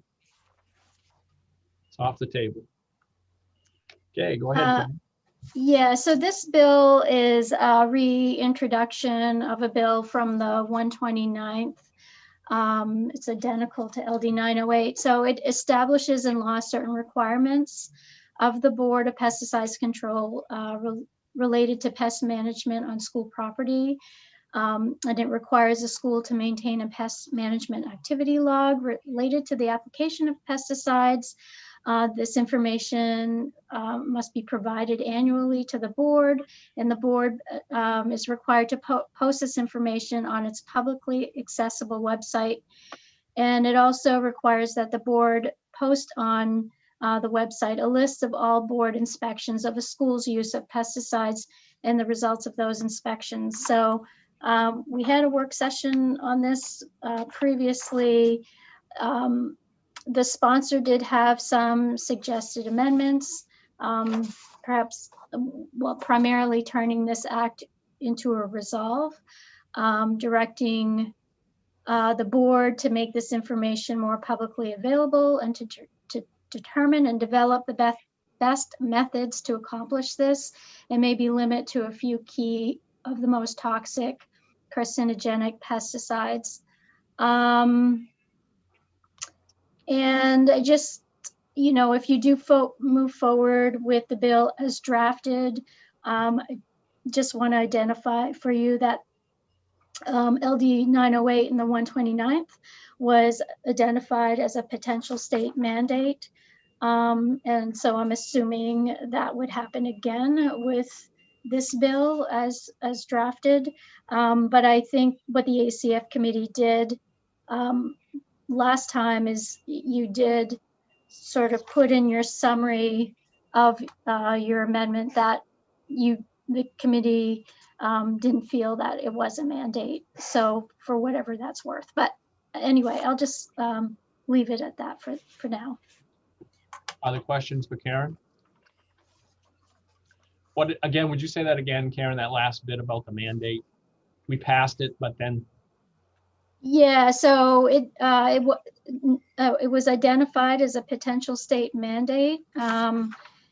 And so what the committee did is you just included in your summary that the committee felt like it wasn't a state mandate essentially, but it may require a mandate preamble, which, as you know, requires either the state provide 90% of the funding or the legislature votes to establish an exemption by 2/3 vote of each chamber.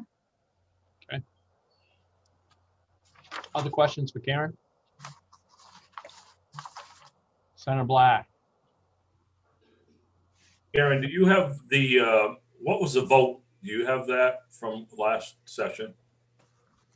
I believe it was unanimous to pass. It was a straight ought to pass, but it was a fiscal no only amendment. Thank you.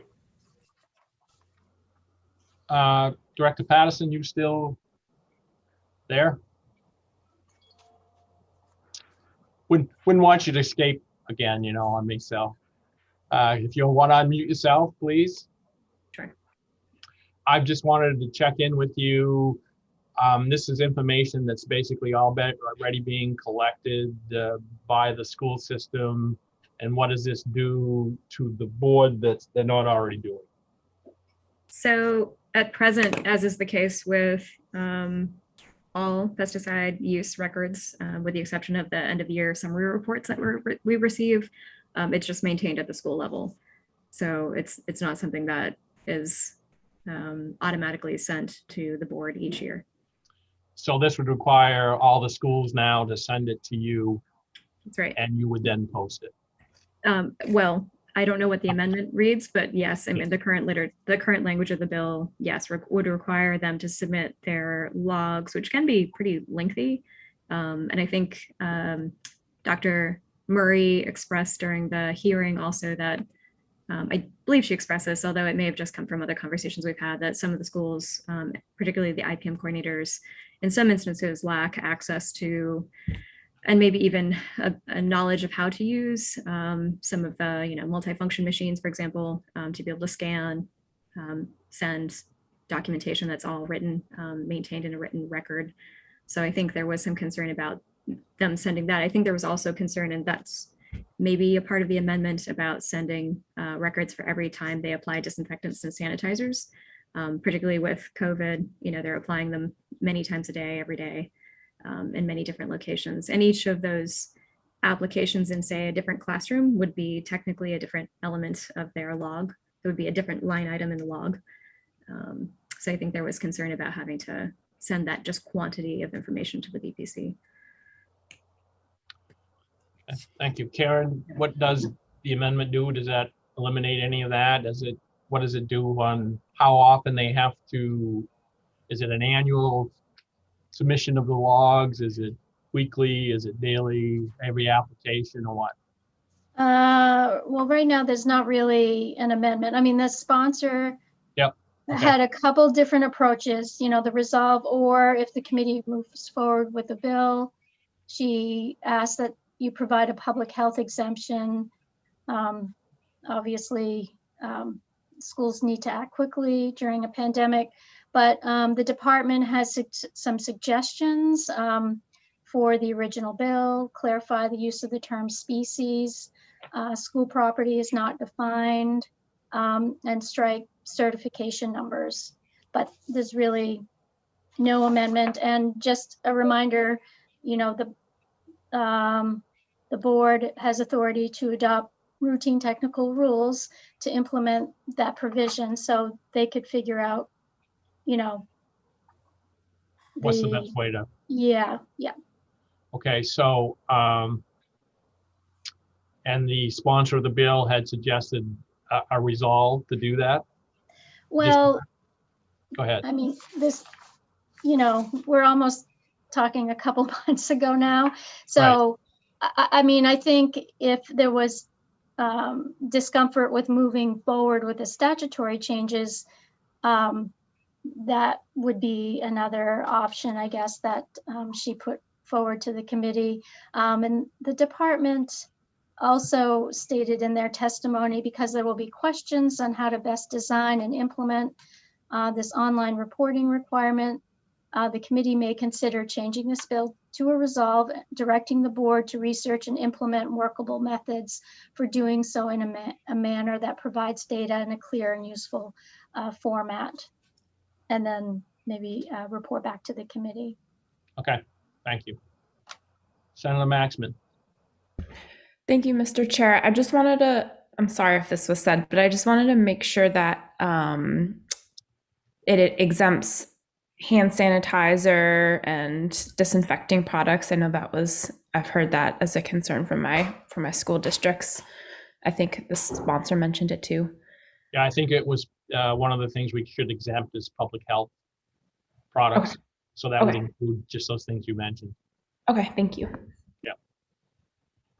And I think, personally, if we did this as a resolve, I think that would be a helpful way to go. Let them report back to us on what they came up or what they have come up with for a reporting mechanism. But that's kind of where I sit. Other questions for Karen or Director Patterson?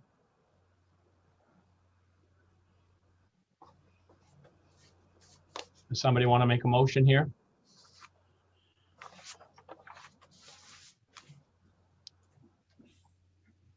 There. Representative O'Neill. Thank you, Mr. Chair. So something I wanted to float that I brought up earlier was just as a matter of order.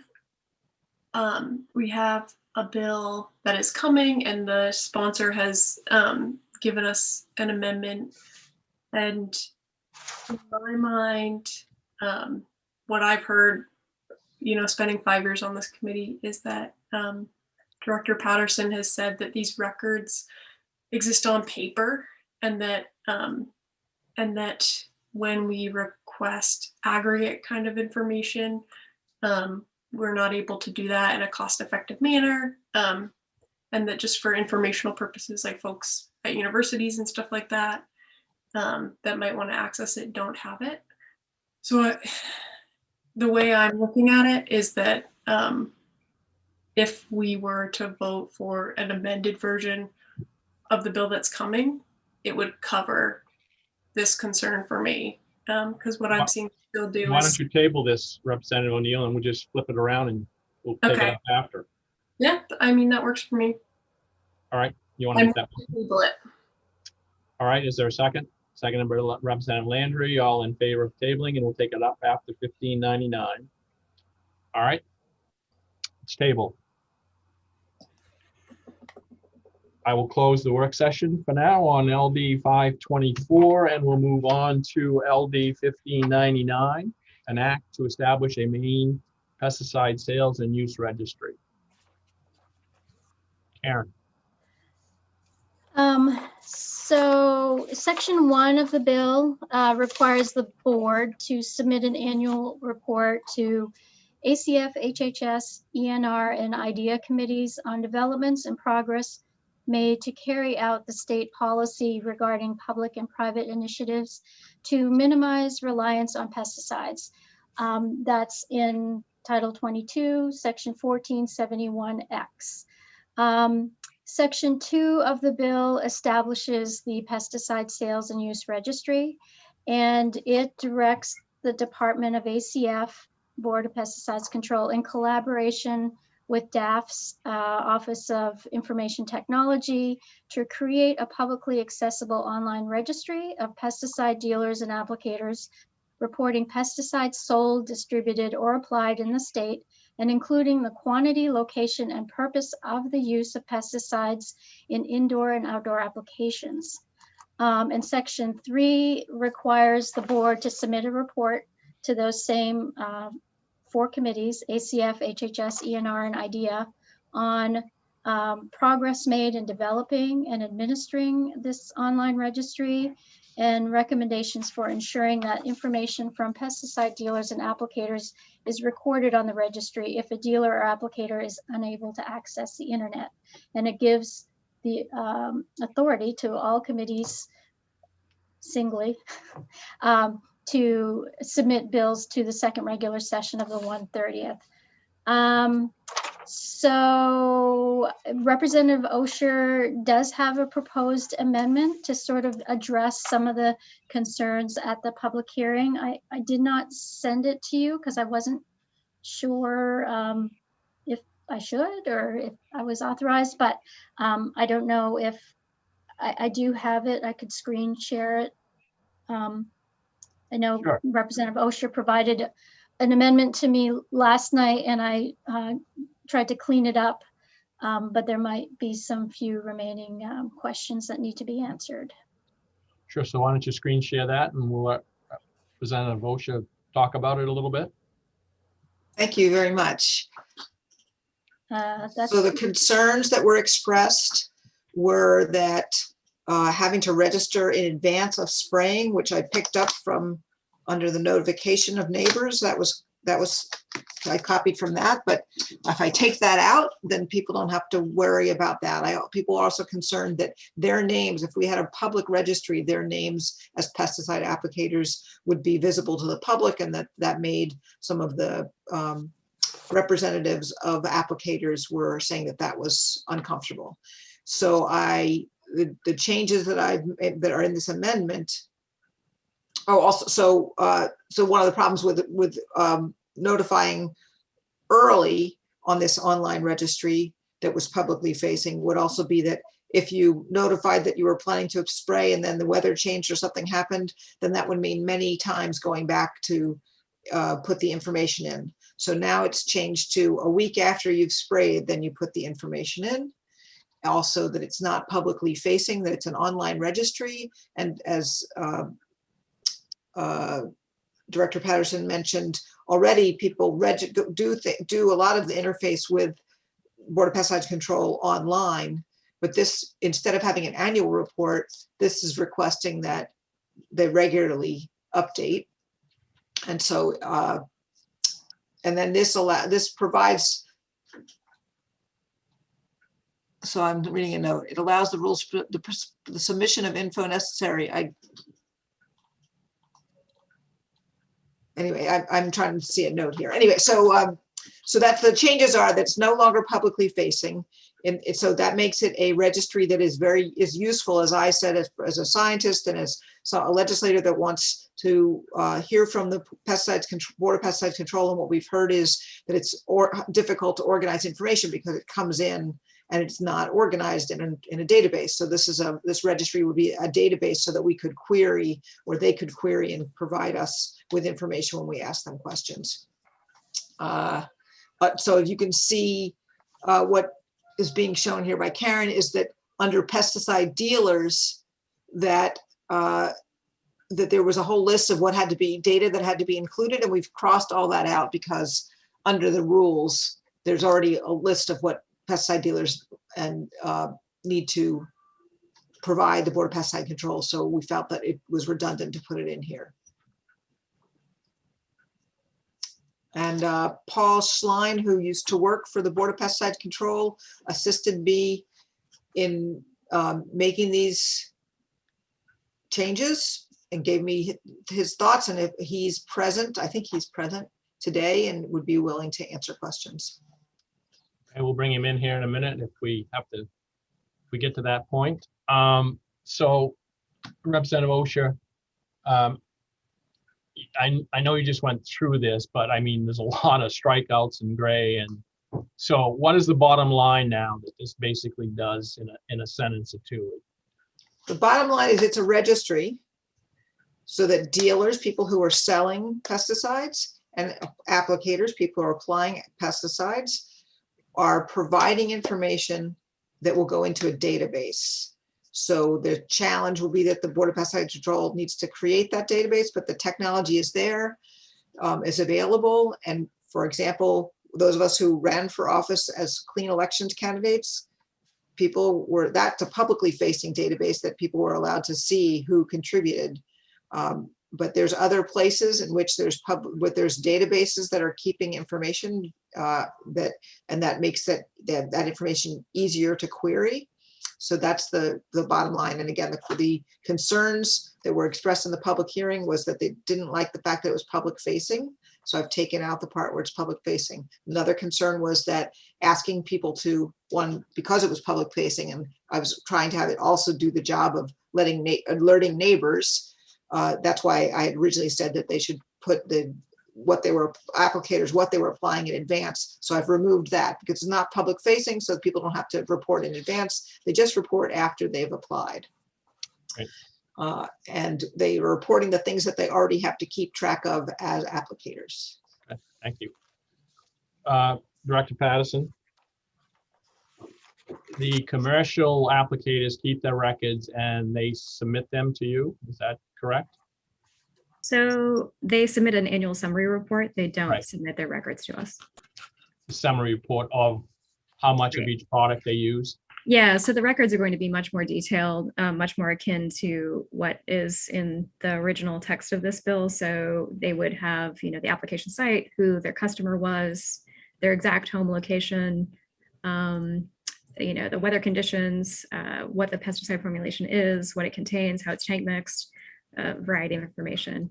And what they submit to us annually is a summary. So it's the product name, EPA registration number, how much total product was used and how much area that covered and what site it was applied to. So for example, not to pick on anybody, but if it's a golf course, they might say, 1,000 pounds of a specific product XYZ, and it covered, 10 acres of golf green or something. That's what would be in the annual use report, as opposed to here are all of the individual applications that ultimately resulted in that total amount. And private applicators do not have to submit their records, but they're available for your inspection. And this would only cover restricted use products anyway. If I saw her cross out in red, general use was not included. Is that correct, Representative Osher? Or I don't remember. I did see general use products in there, but. Yes, I think we did cut out general use. Okay, so it'd just be restricted use products. And the idea is if they have to keep these records. Yep. No, I understand. And the last thing that we had to do was which one? You had reports from commercial sales. Are those records sent to you at all now, Director Patterson? Am I an honorary representative now? No, I demoted you actually. So you hear so much, so. No. So with general use pesticide dealers that are selling to the end users, meaning the homeowner or whomever, sorry, I'm getting a lot of feedback. No, they do not send us that information. And even for the restricted use pesticide dealers, they're sending us, again, a summary of a total. This is how many of these units we sold, as opposed to here are each and every one of the sales that we made and to whom it was sold. Okay. Great, thank you. Karen, you had your hand up. Yeah, I guess I just want clarification on Representative Osher's amendment, because it was my understanding that she did want to include licensed general use, limited use, restricted use pesticide dealers. But we couldn't use just the word pesticide dealer because that's a person who distributes limited or restricted use pesticides. So I guess it was my understanding we needed another term there. So that's when I screen shared, and I just sent you my version of the amendment that was just cleaned up a little bit. It's in red. So I didn't know if in chapter 10, the definitions rules, there's a definition of pesticide distributor, which seems to include general use and limited and restricted use pesticide distributors or dealer. I don't know if that's the appropriate use of that term, but anyway, that's a question that I have. Okay. Representative Osher, I don't know if you have an answer for Karen on that, or maybe Director Patterson does on definition of a dealer versus a distributor, but I'll start with Representative Osher. I had this in the discussion. Let me just check my chat here. So general use, I stand correct. I correct myself. General use is included in, and okay. Yep. The definition, there is a definition, and Karen suggested this to me last night. So maybe Karen, you could go over this the definition you were saying that there's already exists. Yeah, I mean, not right on point, but I was looking at the definition of pesticide distributor, which is in chapter 10 rules. A person required to be licensed to distribute general, restricted, or limited use pesticides. So I don't know if that's the correct term. I guess I may ask Director Patterson if Yeah, I think so. I can double check. I mean, depending on how this conversation goes, I'm happy to double check and make sure the right language gets in there or gets tweaked if that's something that can be done after the fact to best reflect the language and rule. But I do think there's, well, maybe it's not important to this conversation, but you maybe should just be aware that there are a number of pesticides that are exempt from dealer reporting. So I guess, and actually from licensure. So I guess that's something that's always going to be, you know, unless we start requiring licensure for all of the pesticides sold, which is not currently the case in rule. So there are a number of compounds that are used around homes and have a certain percentage active ingredient that's always going to be absent from whatever data is collected. So just something to kind of keep in mind. But yeah, I think the term you found is probably going to be the best way to describe the type of dealership you're trying to focus on, which is everybody who distributes pesticides that has to be licensed. So what, do you license distributors? Is there, in my mind, a pesticide distributor and there's a pesticide dealer. The pesticide dealer is when I go to the big box store and I buy something off from the retail shelf. To me, the distributor is, oh, this is Dill's distributing company. And I, in turn, send pesticides to all the big box stores in the state of Maine, as well as a whole bunch of different hardware stores, etc. So I'm a distributor. Is there a distinction in the law someplace between those two? Yeah, so I guess we have, so what you're kind of describing is maybe the difference between like a retail sale Right. to the end user versus wholesale. Right. So yeah, we delineate between those two things. We do require licensure for both. The reporting requirements are different. So if you are simply selling to the end user, you don't have to tell us what it is and to whom you sold it. You don't have to keep track of that. With regard to general use pesticides, restricted use pesticides, you do have to keep track of it at least, and then do an annual summary report for us. For those folks who are wholesale distributors, they do have to provide us with a report on what it is they sold at the end of year. So as my distributing company sells pesticides to your hardware store, I have to keep that record. But when you sell that to Karen, you don't have to keep a record of that. Exactly. Yep, All exactly. right. So does Representative OSHA's bill get to that now and says that those people now have to send you that information? And I don't know if I think that's a question for Representative OSHA, if that's what she's trying to do here. Just so I know, I'm just trying to clarify it. Am I trying to get hardware stores to keep the names of the people who not names, but you know that they've sold, you know, X units of ant spray from such and such company, and you know, X amount of weed and feed, et cetera, that they sold off their shelf. Not to that the hardware, Patterson's Hardware sold it to Karen Netto, because then I'm going to keep that information. But I'm asking, is that's what this bill does, though, not the name, but Patterson's Hardware now would have to report that they sold X number of this and Y number of that. Is that correct? That was my ideal, because if the goal is to find out how we're doing as a state on the goal of reducing the pesticides applied, then this is one way to capture the data, that each corporation that sells pesticides knows how much they've sold in Maine. But we in Maine don't actually know that information, but we have a way of capturing it, which is to go through a data collection through the Board of Pesticide Control. And the Board of Pesticide Control, my understanding, already is collecting data. It doesn't collect it in a way that makes it easy to query, to answer our questions or the questions to address this big question, which is how are we doing? Yeah. Are there other questions? Did you want to hear anything, Representative OSHA, from Paul Schlein? Yes, because he was unable to, he had very interesting testimony for the public hearing, but he was unable to attend, so he couldn't answer any questions. But because he used to work for the Board of Pesticide Control and understands about this kind of database management, and because he worked for the Board of Pesticide Control, he understands which parts of the things, as Director Patterson does, which parts are challenging, which parts already mimic things that the best Board of Pesticides Control might be doing.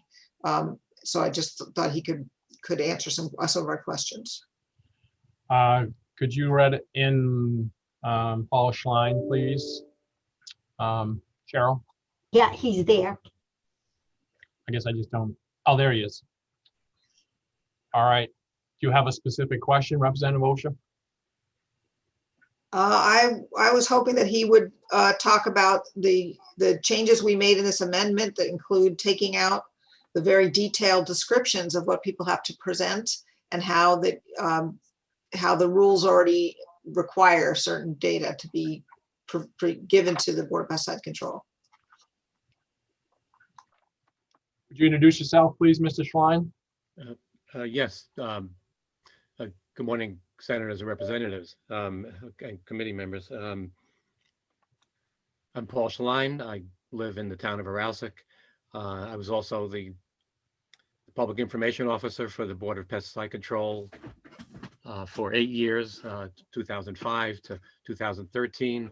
I actually continued for 2 years after I retired under contract, and I did additional work on websites and some other things. So 10 years with the Board of Pesticide Control. And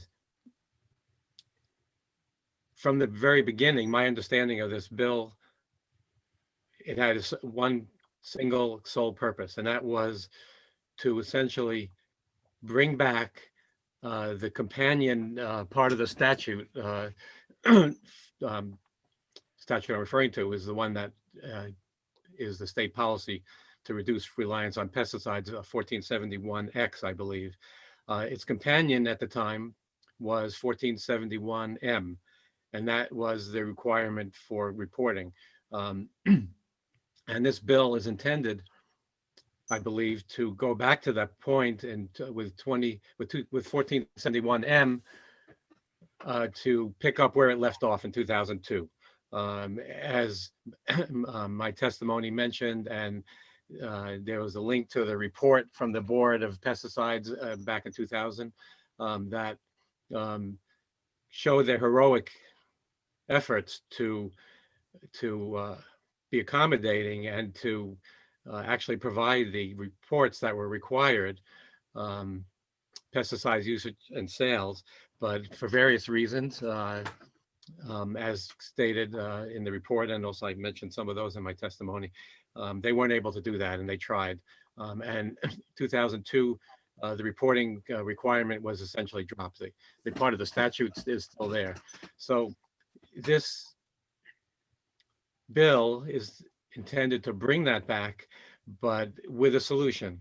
And that takes into account 24 years of advancement in computers, computer science, and database management. So the idea is to essentially take what was and what is referring to the existing rules that the board has, and also in statute that do require reporting from pesticide applicators and all dealers and distributors. General use, yes, and also restricted and limited use pesticides.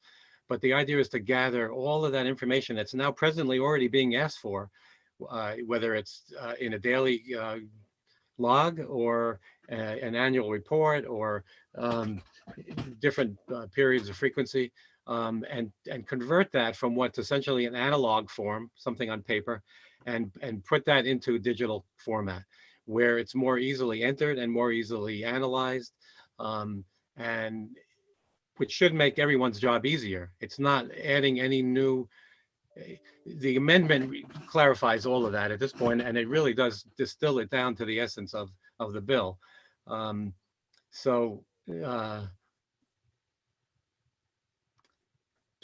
Representative Osher touched on minimizing reliance, but that really is the sole purpose, is to go back and provide specific data and to determine one way or the other whether the state is actually reducing reliance on pesticides. I'll just add that, and you could tell me that this isn't germane to the discussion, but the reason I went to work for the Board of Pesticide Control, you know, in getting ready for an interview, I remember reading, you know, extensively about the board and learning about what they did. And what I saw was that exact statute to reduce reliance on pesticides. And the board's motto, think first, spray last. I just thought those were two very remarkable things and very admirable for the state of Maine to actually, you know, be promoting that. And I worked for 10 years. Probably most of my time, certainly a large majority of it, was actually on programs and things that were all directed towards doing that exact thing. The Yardscaping Partnership, the Got Pass website, you know, lots of outreach and conferences and all of those things were to directed in that, in the Yardscaping Gardens at Back Cove, major projects.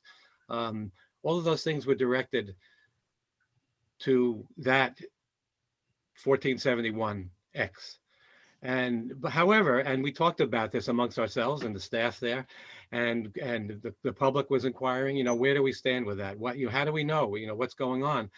And the only thing that actually happened in the last 24 years that I know of, and maybe there's some other minor attempts, was a concerted effort to try to put data together and what was available, and that was the resulted in that the graph that I put in my testimony that was at one point on the website for the Board of Pesticide Control, the Yardscaping website, and that very dramatically showed that you know, how specific it was and whether it was based on, you know, how it was.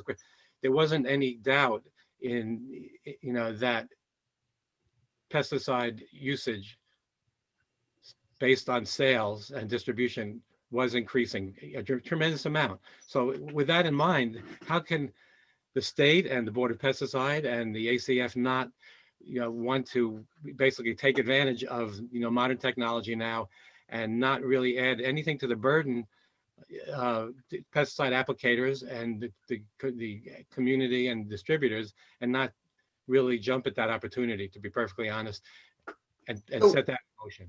So how will this make record keeping and reporting easy for dealers and applicators? Well, they really only have, well, okay, there's two ways that it could be done.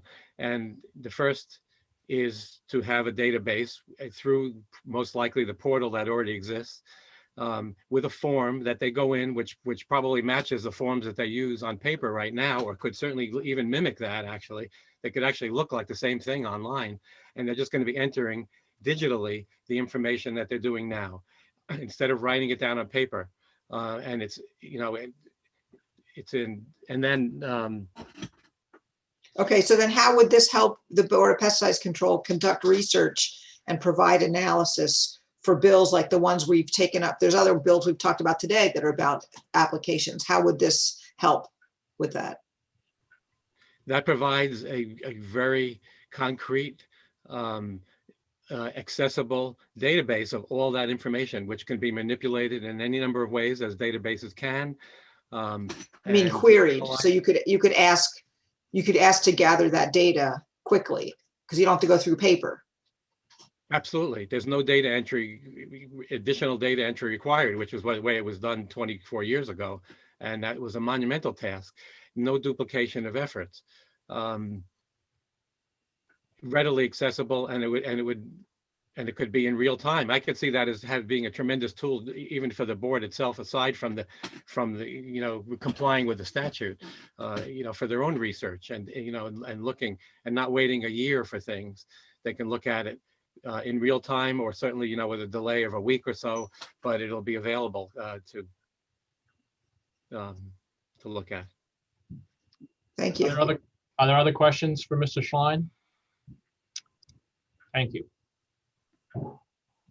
So I'd go back to Director Pattison. One last question from me. So I heard you say that perhaps, if I heard you correctly, there'd be a lot of other information in here that would be on that, you know, like if it was from commercial logs, that would be, you know, if they sprayed it on my property, my name and address would be there too. And so is that correct?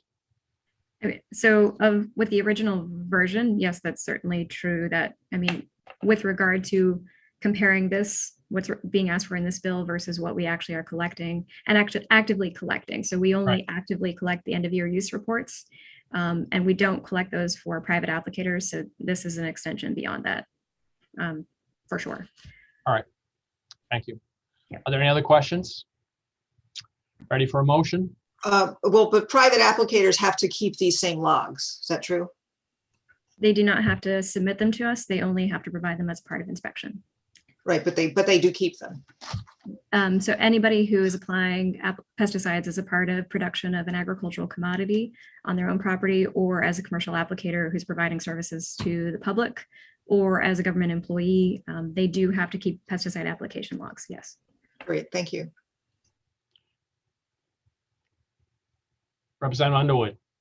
I'd like to make a motion ought not to pass, please. Ought not to pass. Is there a second? Second. It's been seconded by Senator Black. Any further discussion? Representative O'Neill. Thanks, Mr. Chair. I'd like to hear from folks who made the motion, what they're opposed to in it. I think just something I've heard in the many years on this committee is that, sorry, I'm just laughing. I was seeing Representative Schofield, is that we lack information in a central place. And in my mind, I just think it makes sense to transition in 2021 to a database in a central place, so that in this place, this would make a database that gives information in central. Sorry, I was muting that person. But that's about it. It seems straightforward. It provides the public with information and gives the board and academics and people like that potential information to work with.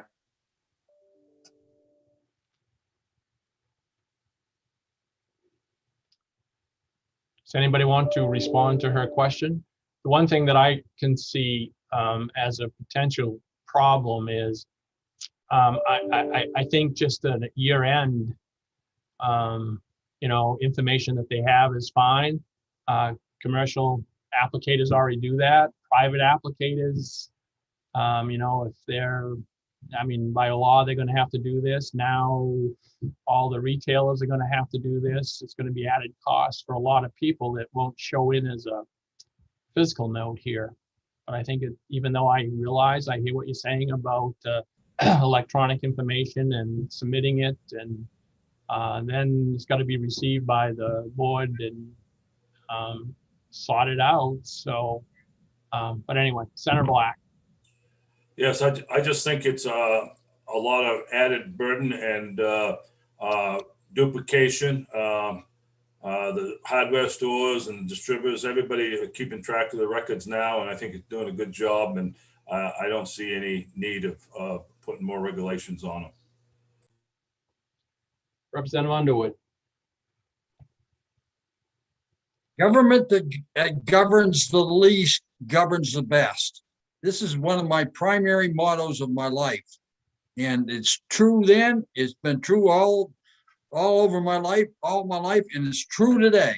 So, and I agree with what both people have said initially regarding over-regulation. Vote ought not to pass. Thank you. Any other comments? Cheryl, would you please call the roll? LD 1599 ought not to pass. So if you vote yes, you're voting for ought not to pass. Senator James Dill. Yes. Senator James Dill, yes. Senator Russell Black. Yes. Senator Russell Black, yes. Senator Chloe Maxman. No. Senator Chloe Maxman, no. Representative Maggie O'Neill. No. Representative Maggie O'Neill, no. Representative Randall Hall. Yes. Representative Randall Hall, yes. Representative Thomas Schofield. Yes. Representative Thomas Schofield, yes. Representative Lori Osher. No. Representative Lori Osher, no. Representative Joseph Underwood. Yes. Representative Joseph Underwood, yes. Representative Scott Landry. Yes. Representative Scott Landry, yes. Representative Bill Pluker. No. Representative Bill Pluker, no. Representative Jeffrey Gifford. Yes. Representative Jeffrey Gifford, yes. Representative David McCray. No. Representative David McCray, no. Representative Susan Bernard. Yes. Representative Susan Bernard, yes. 8 yes, 5 no. Minority report. Ought to pass as amended as described by the sponsor. So on that front, I will work with Director Patterson on the precise term we should use. I'm thinking it might be pesticide dealer. I'm kind of looking to you, Representative Osher, since it was your amendment. And then also, I know you wanted to refer to Chapter 50 rule, but we can't do that in statute as the chapter number is somewhat arbitrary. So I could include language, you refer to this section, statutory section, but I could also refer to as required by the board by rule in those two places that Chapter 50 was mentioned. Thank you. Okay. All right, we'll close the work session on LD 1599 and we'll go back to LD 524. If I can have a motion, take it off the table, please. Then moved by Representative Landry, seconded by Representative O'Neill. So Karen, take us back to where we were.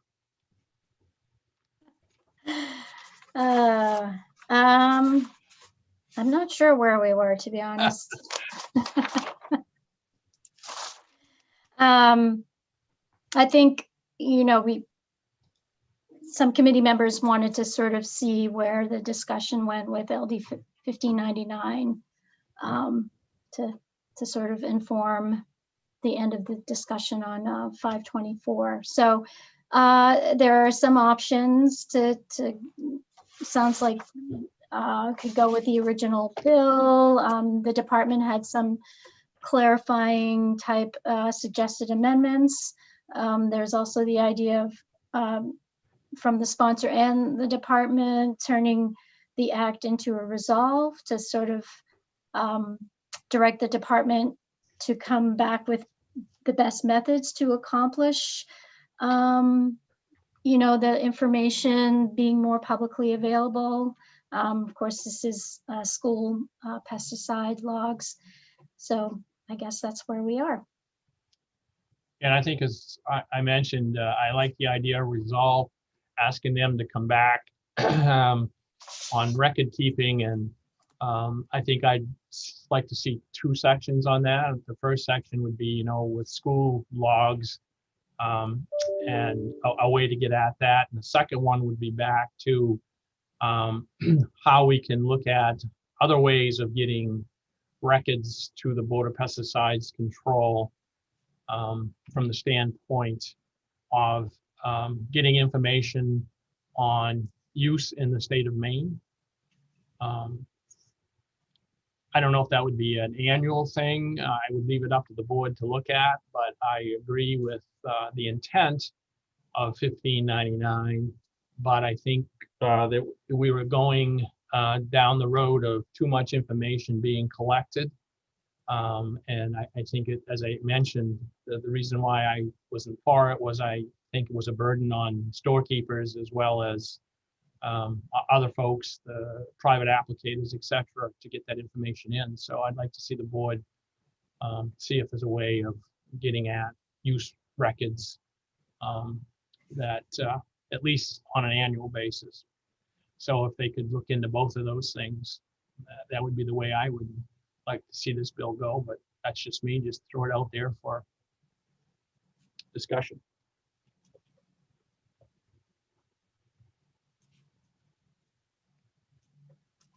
Other thoughts from anyone?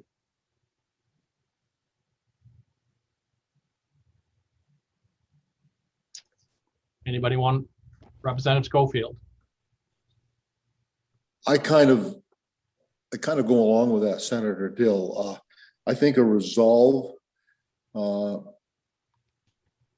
asking the department to answer the questions that you just articulated a few moments ago, the numbers, the quantity, the overall impact, the overall look of things on an annual basis, I think would be a good way to begin. And if going forward over the coming years, we find that's not adequate, or the legislature in those days finds it less than adequate, they can deal with it. But I think that would be a good start. So I would make a motion that we turn it into a resolve with those things that I just mentioned in mind. Thank you. Thank you. Is there a second? Seconded by Representative Hall. So what I'm kind of hearing is that we would ask the board to look into the best methods of collecting this information as we go forward, and in kind of two different areas, the school records, as well as, sales and use records of private applicators, as well as commercial applicators, and somehow sales records, but what is best for them on how to collect that information and make it available in a searchable database. So we're not asking them to necessarily have it available, but work at it and report back to us next year on what might be able to go forward. Is that right, Representative Schofield? Yes, their suggestions on how, yes, on their suggestions on how they might be able to move this forward. So to provide the information that we are searching for. Thank you. Okay, thank you. Representative McCray.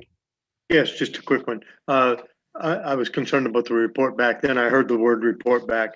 Do we have a date specific on that? We haven't. Should we? Yeah, we probably should.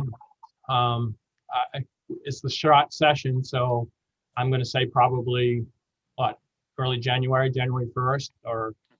Yeah, that's what I was going to suggest. Thank you. Sure.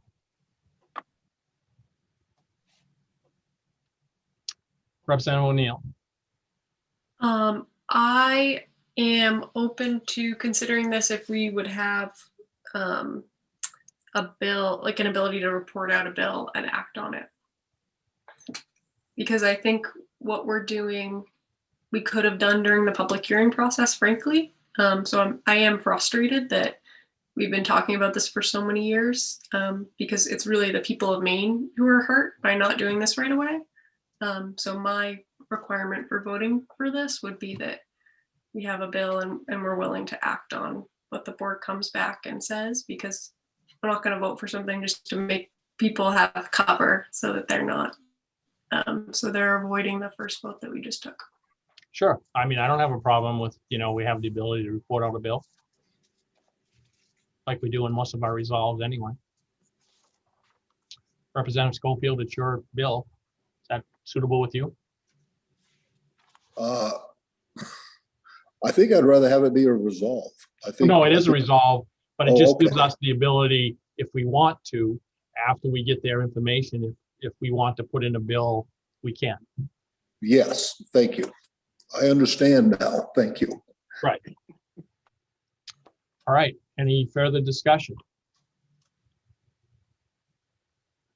Seeing none. Cheryl, would you call the roll, please?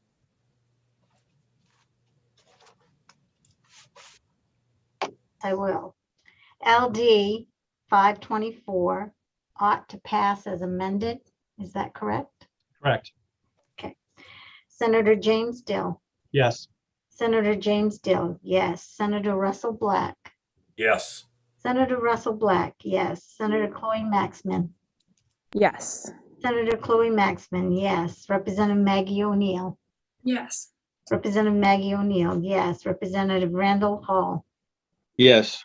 Representative Randall Hall, yes. Representative Tom Schofield. Yes. Representative Thomas Schofield, yes. Representative Lori Osher.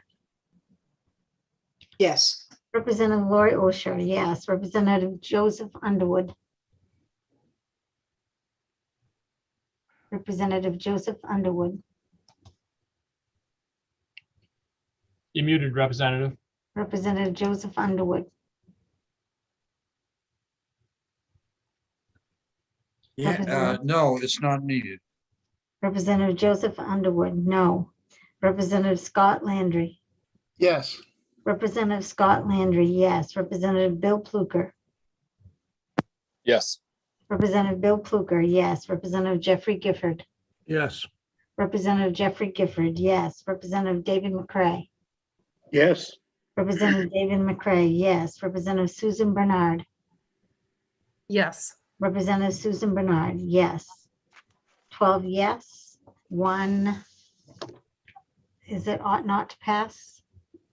Representative Underwood, Yes, ought not to pass is correct. thank you. On LD 524, an act to require schools to submit pest management activity logs to the Board of Pesticides Control and posting of inspection results for the purpose of providing information to the public. It's ought to pass as amended, 12-1-0. Representative Schofield, do you have a question on this? Or is your hand just still up?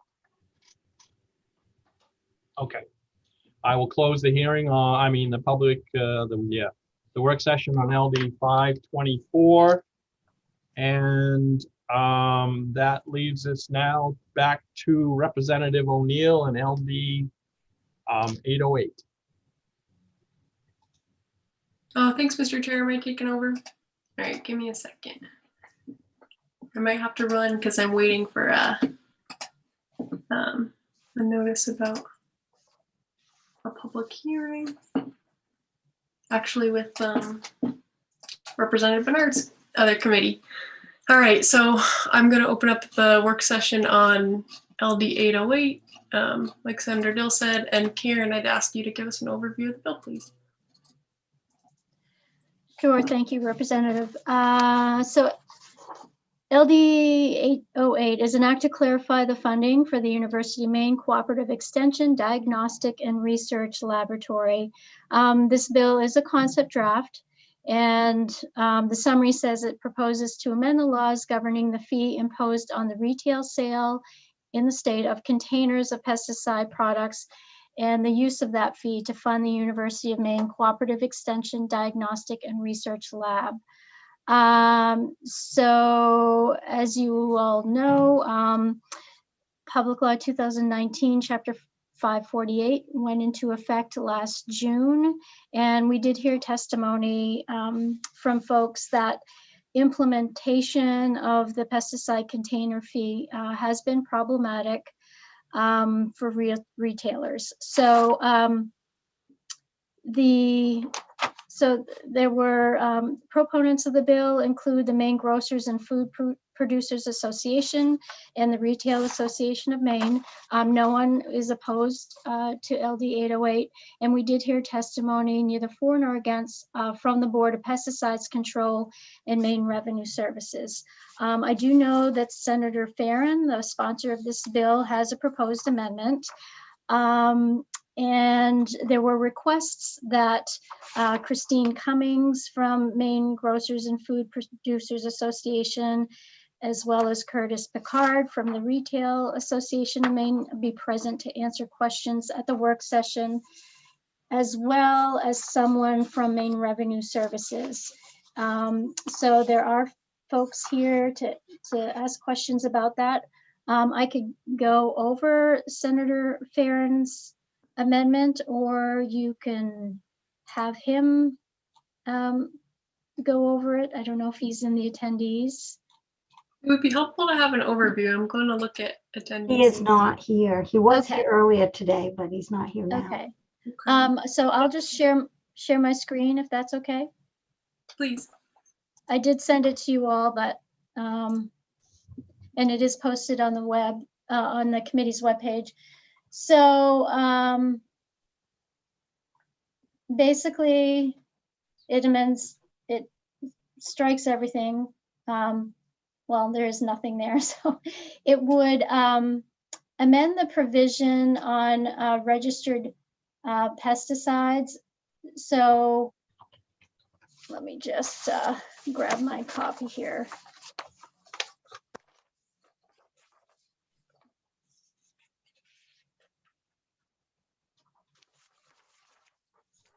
Okay, so this section 1 of the bill, the amendment would require the list of currently registered pesticide products generated and maintained by the board also include the corresponding universal product codes for each product. And then the amendment also provides that beginning January 1st, 2022, the board shall require universal products codes for all registered pesticides sold in the state. And then section 2 of the bill requires the board to submit a report no later than January 15 of each year to this committee on the use of tick laboratory and pest management fund monies. Then section 3 of the bill provides that the pesticide container fee be reduced from 15 cents to 12 cents, and also provides that the fee be collected by suppliers rather than at the point of sale by retailers, which is why the fee is reduced by 3 cents. So it would be collected by suppliers, including distributors, vendors, wholesalers, and brokers for internet and mail order sales to retailers and direct sales to consumers. And then finally, it adds to the list of exemptions a restricted use pesticide. So I did have some questions. I don't know if paragraphs A and B under exemptions are necessarily needed anymore, if it's no longer a fee imposed by retailers. And then I think the intent of the new paragraph D would be that it would include any pesticide or pesticide use classified for restricted use, including limited use. So it would include, restricted use pesticides that are automatically restricted because the determination has been made by the US EPA. And then there's restricted use pesticides that the state determines by rule are restricted use pesticides. And then there's a subset, that's my understanding, of limited use pesticides as determined by the state. So I believe the intent of that paragraph is that it includes all of those categories. So that's Senator Farron's amendment with, we have a few outstanding questions, clarifications, and it's my understanding he would defer to the committee on those. Thanks, Karen. So seeing no other hands up, I had a question about, okay, so that restricted use piece doesn't apply anymore because it's not retailers handling it, correct? You're talking about the exemptions under section 4 of the amendment? Yes, or is it exempt? I thought it was removing an exemption, but is it creating an exemption? It's creating an exemption in that new paragraph D. Okay. Yeah, I'd be curious about the thought process on that. I see a question from Representative Fluker. Thank you, Madam Chair. So Karen, this fee is going to be collected by suppliers or distributors, vendors, wholesalers, and brokers. So what does that mean? What does that mean? I'm not sure, to be honest. I mean, I guess the idea that was discussed at the public hearing is that it would be assessed on the distributors, but that was the language that he proposed. So I wasn't privy to the conversations that he's had. I mean, perhaps Christine Cummings or Curtis Picard, I see them in the attendees, might be able to answer that question. Is it your reading of this, Karen, that this is only going to be a fee that's assessed on internet and mail order sales? From that last sentence of section 3, paragraph 1.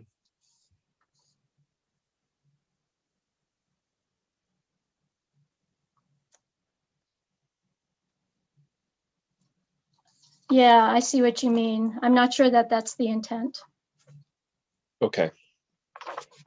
Yeah, and It may be including, but not limited to. is Senator Farron here, or whoever helped him with this? I'd love to hear about the intent. I'm unclear with what the intent is with a couple of these. Also with the restricted use pesticide, I'm not sure what the intent on that one is either. I can try to find you.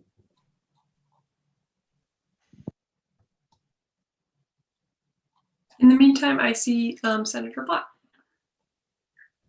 Thank you, Madam Chair.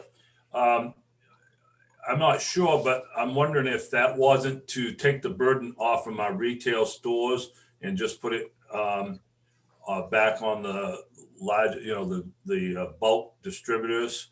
And I don't think it was ever intended to be on restricted use back along. I don't think it was on restricted use before, but I might be wrong in that.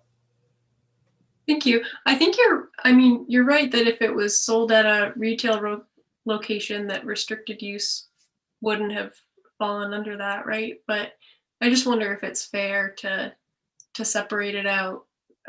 So if you're a regular Joe person, you end up paying that fee at retail price probably, but you don't if you're an applicator. And so that's part of why I just shared Representative Booker's question about it. Why distinguish, I guess. Oh, Representative Booker. Sorry, I forgot this. And just to clarify also that organic farmers don't use restricted use pesticides, so it still apply to all organic farmers. Okay, thank you. Is the sponsor here? I'm calling him now. Okay. Madam Chair? Yes. Would it be appropriate to table this and bring it back for conversation after? I think if folks want, is there anybody that has been a stakeholder that has been part of these conversations that wants to put their hand up, that's talked with the sponsor and agreed with the sponsor on this language? I don't know if Christine Cummings and Curtis Picard or even Maine Revenue Services have been part of those conversations, but I see all three. Oh, Curtis Picard raised his hand. Thank you. Representative Black, real quickly first. Can we ask them to comment on this amended version? Absolutely. So who would you like to hear from first, Mr. Picard? That would be fine. I don't know if, excuse me, Representative, I don't know if Director Patterson has also been privy to these conversations as well. Director Patterson, have you worked with the sponsor on this amendment? No, not this amendment, but thank you for asking. Okay. All right, can we please bring in the folks?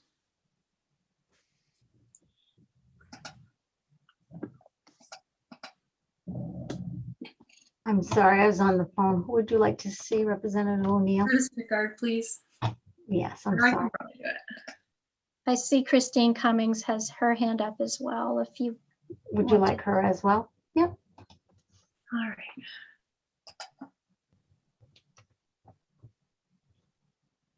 All right, Mr. Picard, thanks for being here. So can you let us know what your conversations with the sponsor have been about this?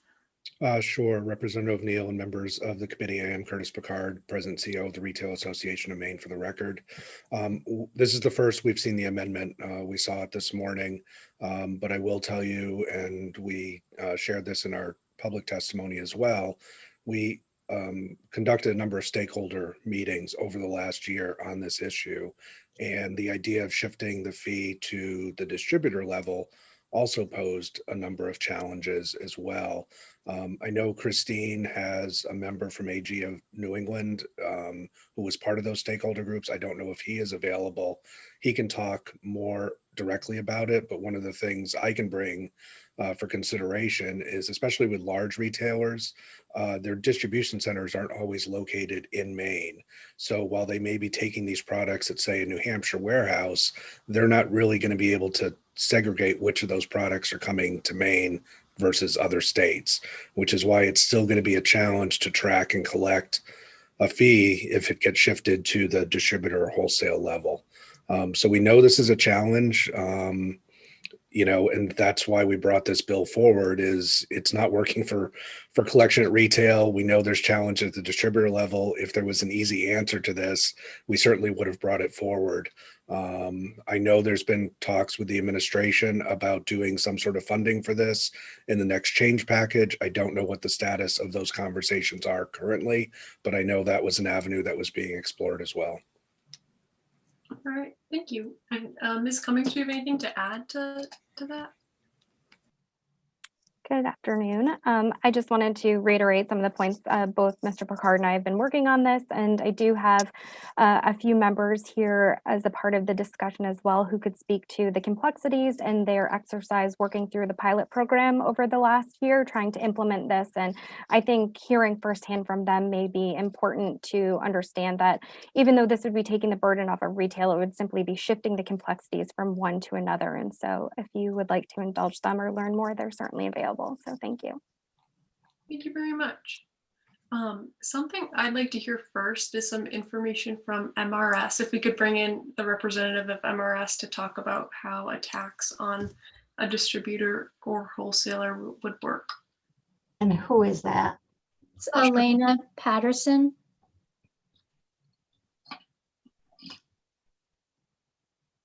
No.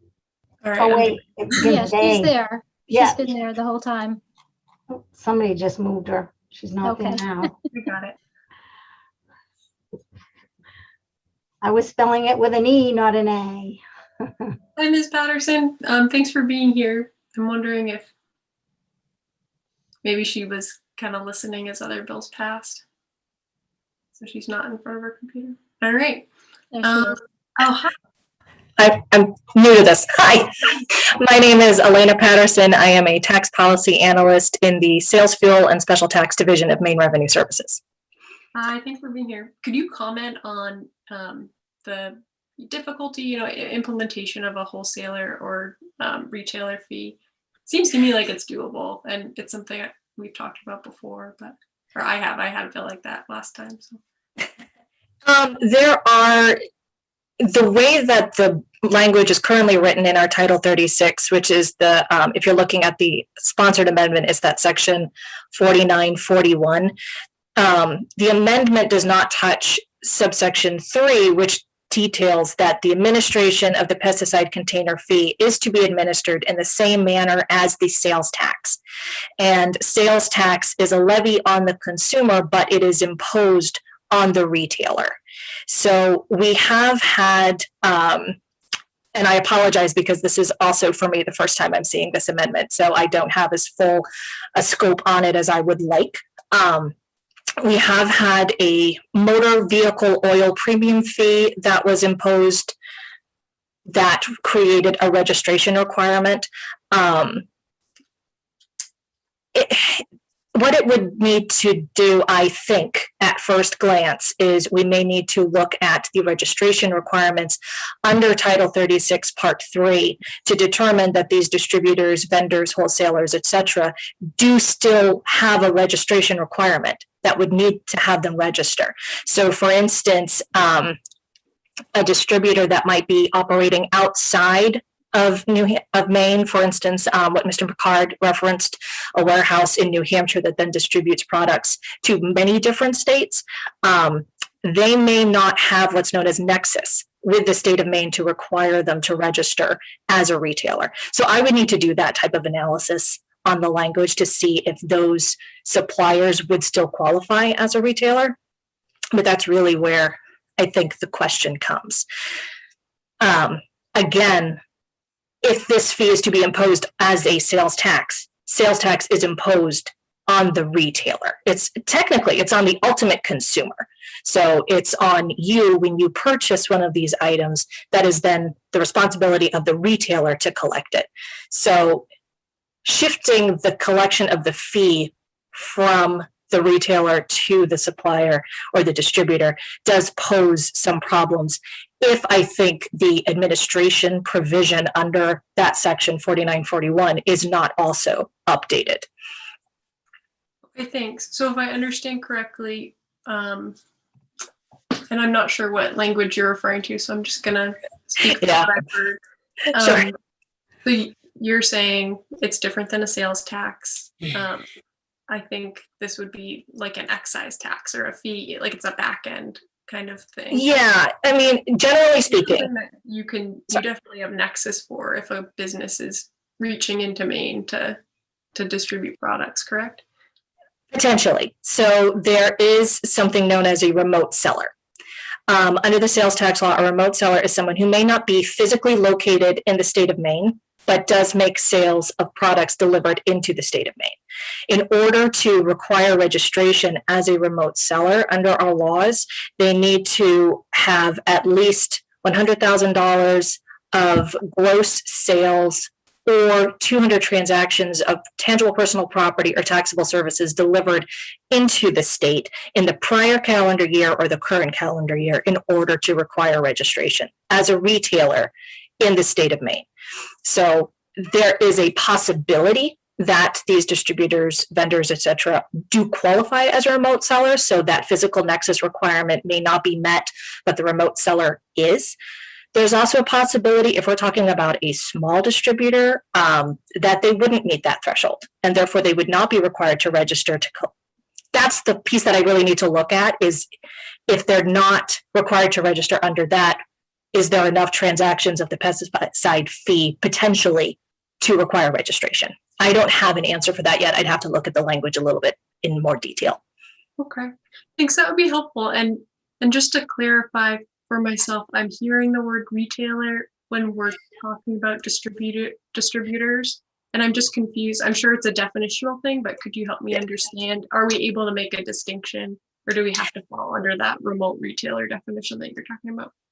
So in the sales tax law, there is a definition for retailer, and it is anybody who makes a sale, anyone who is registered with the state of Maine for the collection and remittance of sales tax. Essentially, anybody who makes sales of tangible personal property or taxable services and meets the registration requirements outlined in another section of our title is required to register, and the term that we are giving them is a retailer.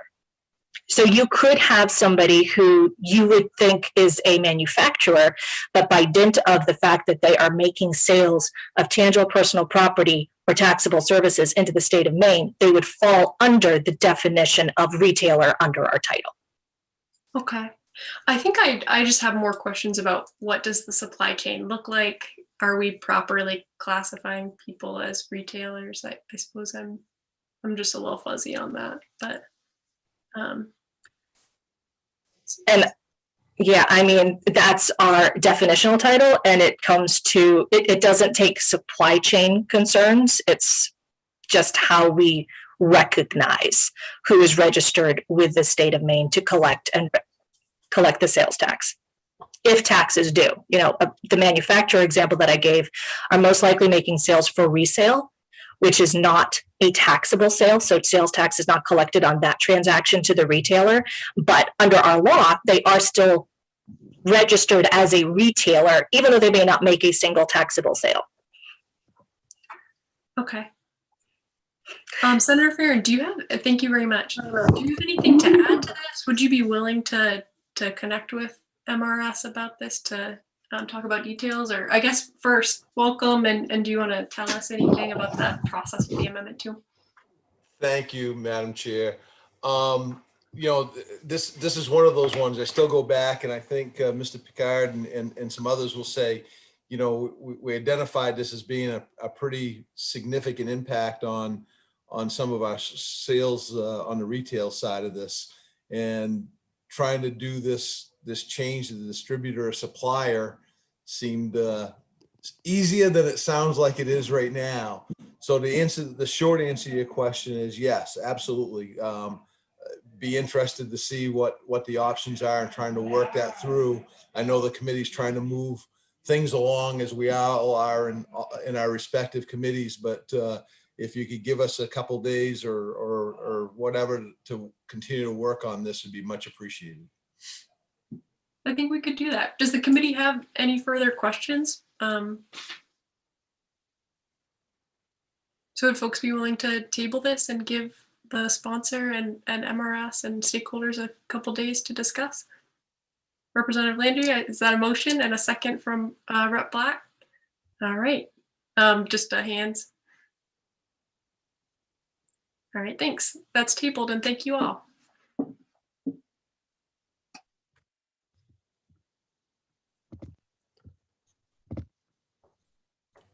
Thank you, folks. Oops, I muted myself. Thank you. All right, next on the agenda, Karen, I'm having trouble finding my calendar to find the number. I have too many things. It's 1594. Thank you. So, all right, so I want to open the work session on that and then ask you to say the title and describe it, please. Okay.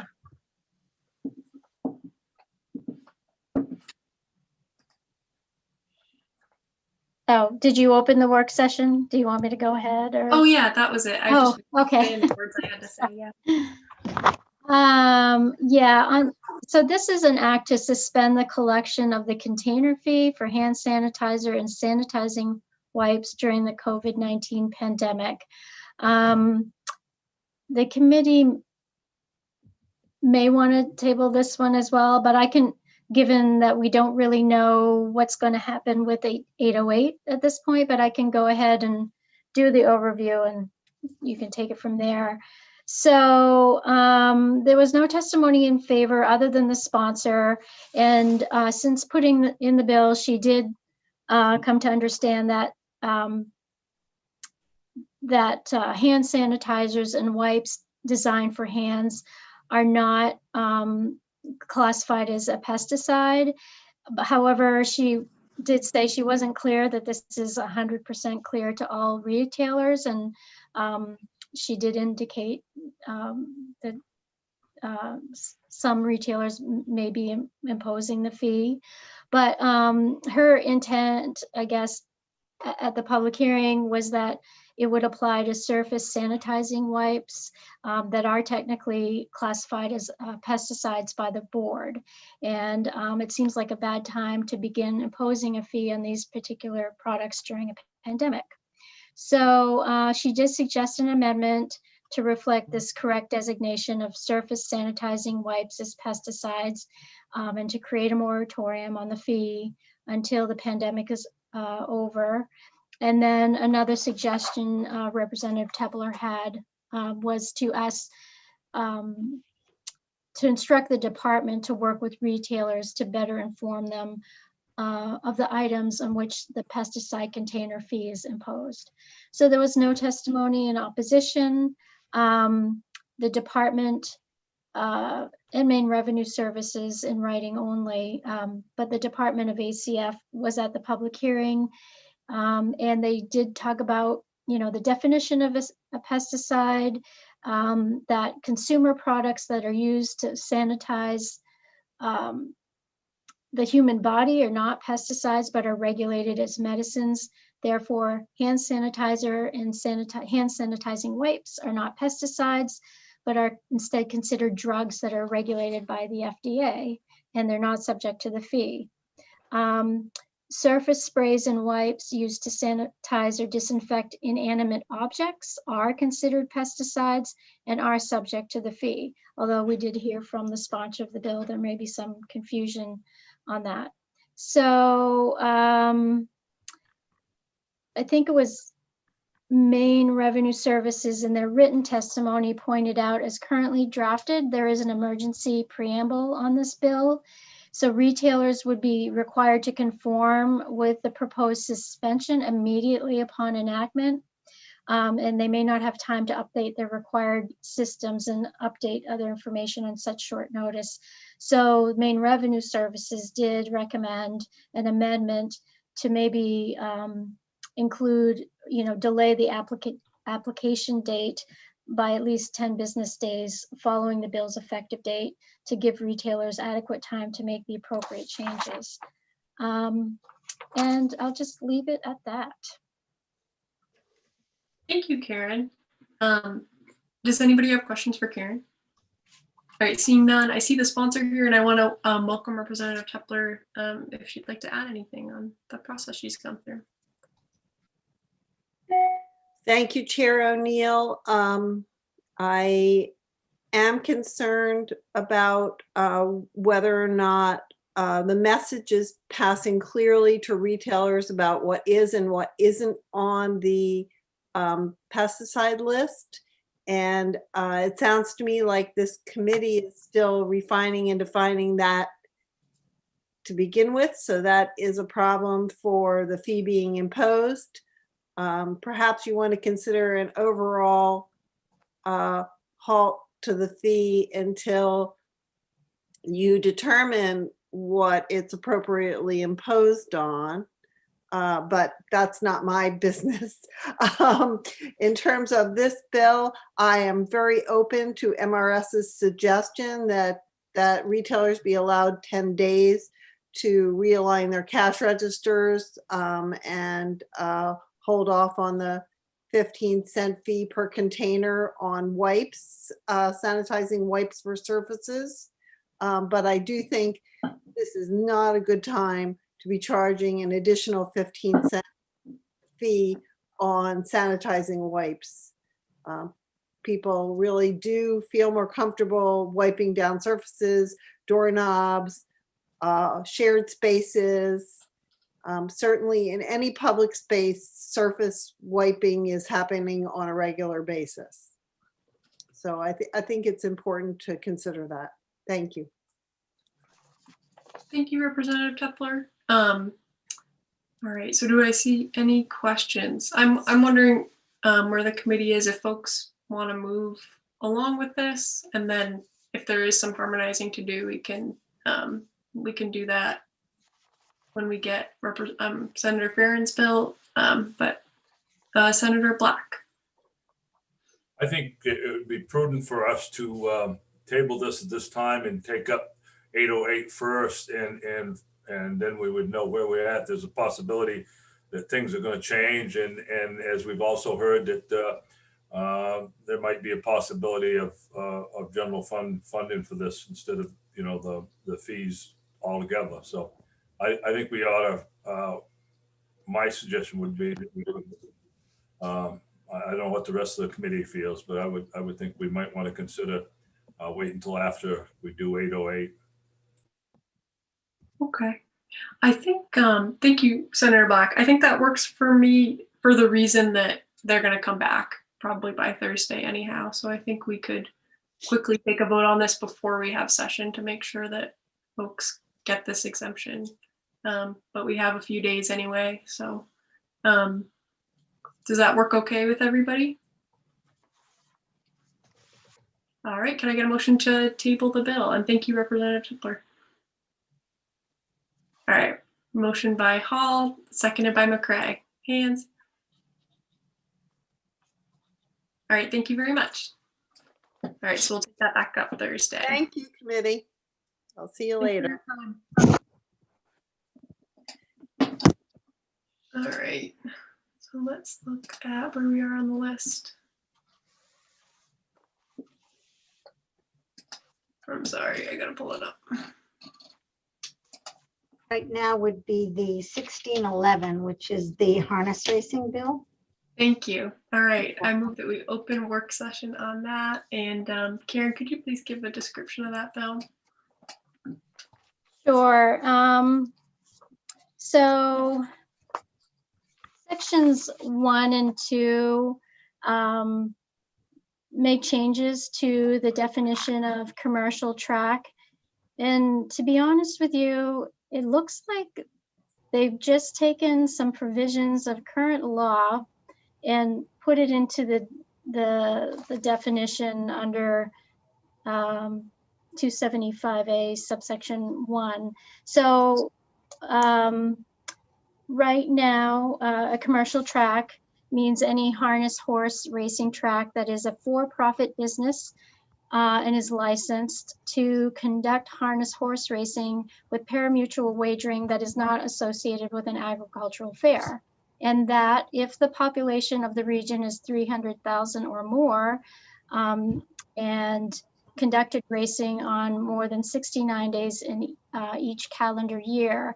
And what this bill adds, or actually moves from other provisions in current law, it says, unless a lesser number of days of racing was conducted in a year due to conditions beyond the control of the racetrack owner or operator as approved by the commission, or a determination by the commission and with the express written approval of the track and of a statewide association of horsemen, that a lesser number of race days is in the best interests of the state harness horse racing industry. So those really aren't new ideas in the statute. They've just sort of been moved into the definition. And then they make a similar change to if the population of the region is less than 300,000, conducted racing on more than 34 days, it adds those 2 paragraphs to the definition. So section 3 is new. So section in the law, 275B, sale of parimutuel pools. It says the following persons may sell parimutuel pools on horse racing in accordance with this chapter and rules adopted by the commission. So currently there are racetracks and off-track betting facilities. And what this bill proposes to do in section 3 is add facilities approved by the commission. So this would be a commercial track,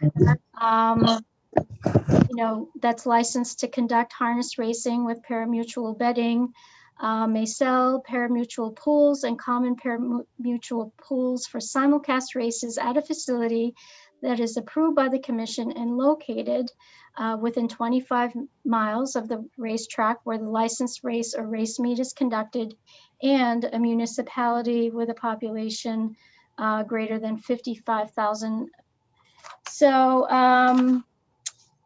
So for proponents, we had, and section 4 is just technical change that puts in a cross-reference. So the proponents of the bill were the Maine State Harness Racing Commission, First Tracks Investment LLC, Maine Harness Horsemen's Racing Association, and opponents include Scarborough Downs, who testified at the hearing, and we got written testimony from Winners Circle off-track betting facility of Lewiston, and there was no testimony neither for nor against. And I will leave it at that for now. Thank you, Karen.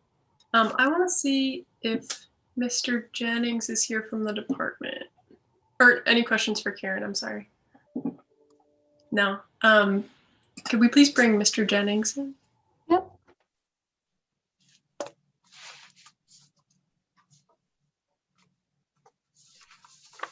Taking him a while. Where is he? There he is. Out of the black hole. Welcome, Mr. Jennings. Thanks for being here.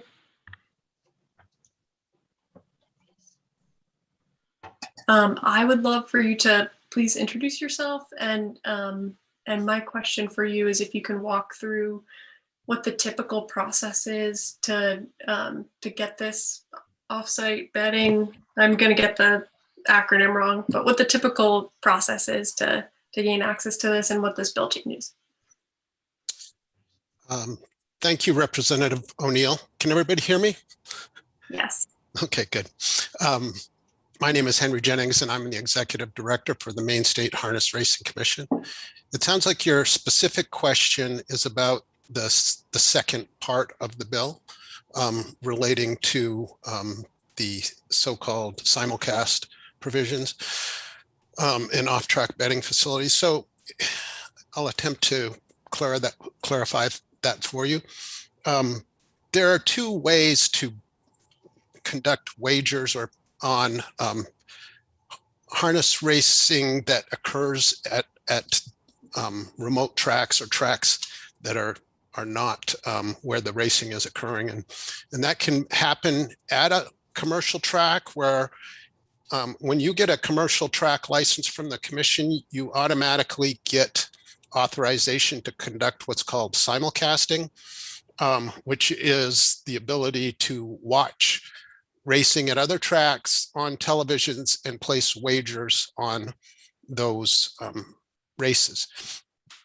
That must be essentially at the location where you conduct racing, or it could be at a slot machine facility associated with the track, which really is what goes on at Bangor. The other way to bet on harness racing or horse racing in general at locations separate from where you are is through an off-track betting facility. And in order to get that kind of a license, there's a fairly elaborate process which requires municipal approval and sign-offs from the other licensed entities if they are within certain, I guess, distances from where you propose to have your facility. So there's two different ways to do it. It's spelled out in 275D of Title 8 for the off-track betting facilities, and I think it's in 271 of Title 8 for the commercial tracks. This amendment proposes to allow a commercial track to have their simulcast facility at essentially a separate location than the track itself. And that's already allowed in the case of a commercial track that is associated with a company with slot machines. So that's already happening in Bangor. But this would be something, there's only two commercial tracks in the state of Maine. There's Bangor Historical Track, and there's right now there's First Tracks Cumberland, which is racing at Cumberland Fairgrounds in an interim condition, if you will. So it would, I presume that the intent would be to allow First Tracks Cumberland to host their simulcast at a different location than at Cumberland Fairgrounds. Thank you. So as a follow-up, just to see that I'm following, so the track, can you explain again what this is going to separate when you mentioned Cumberland? So this law is to make an exemption to the typical rule for one particular person. I'm trying to understand what that situation is, if you could describe it.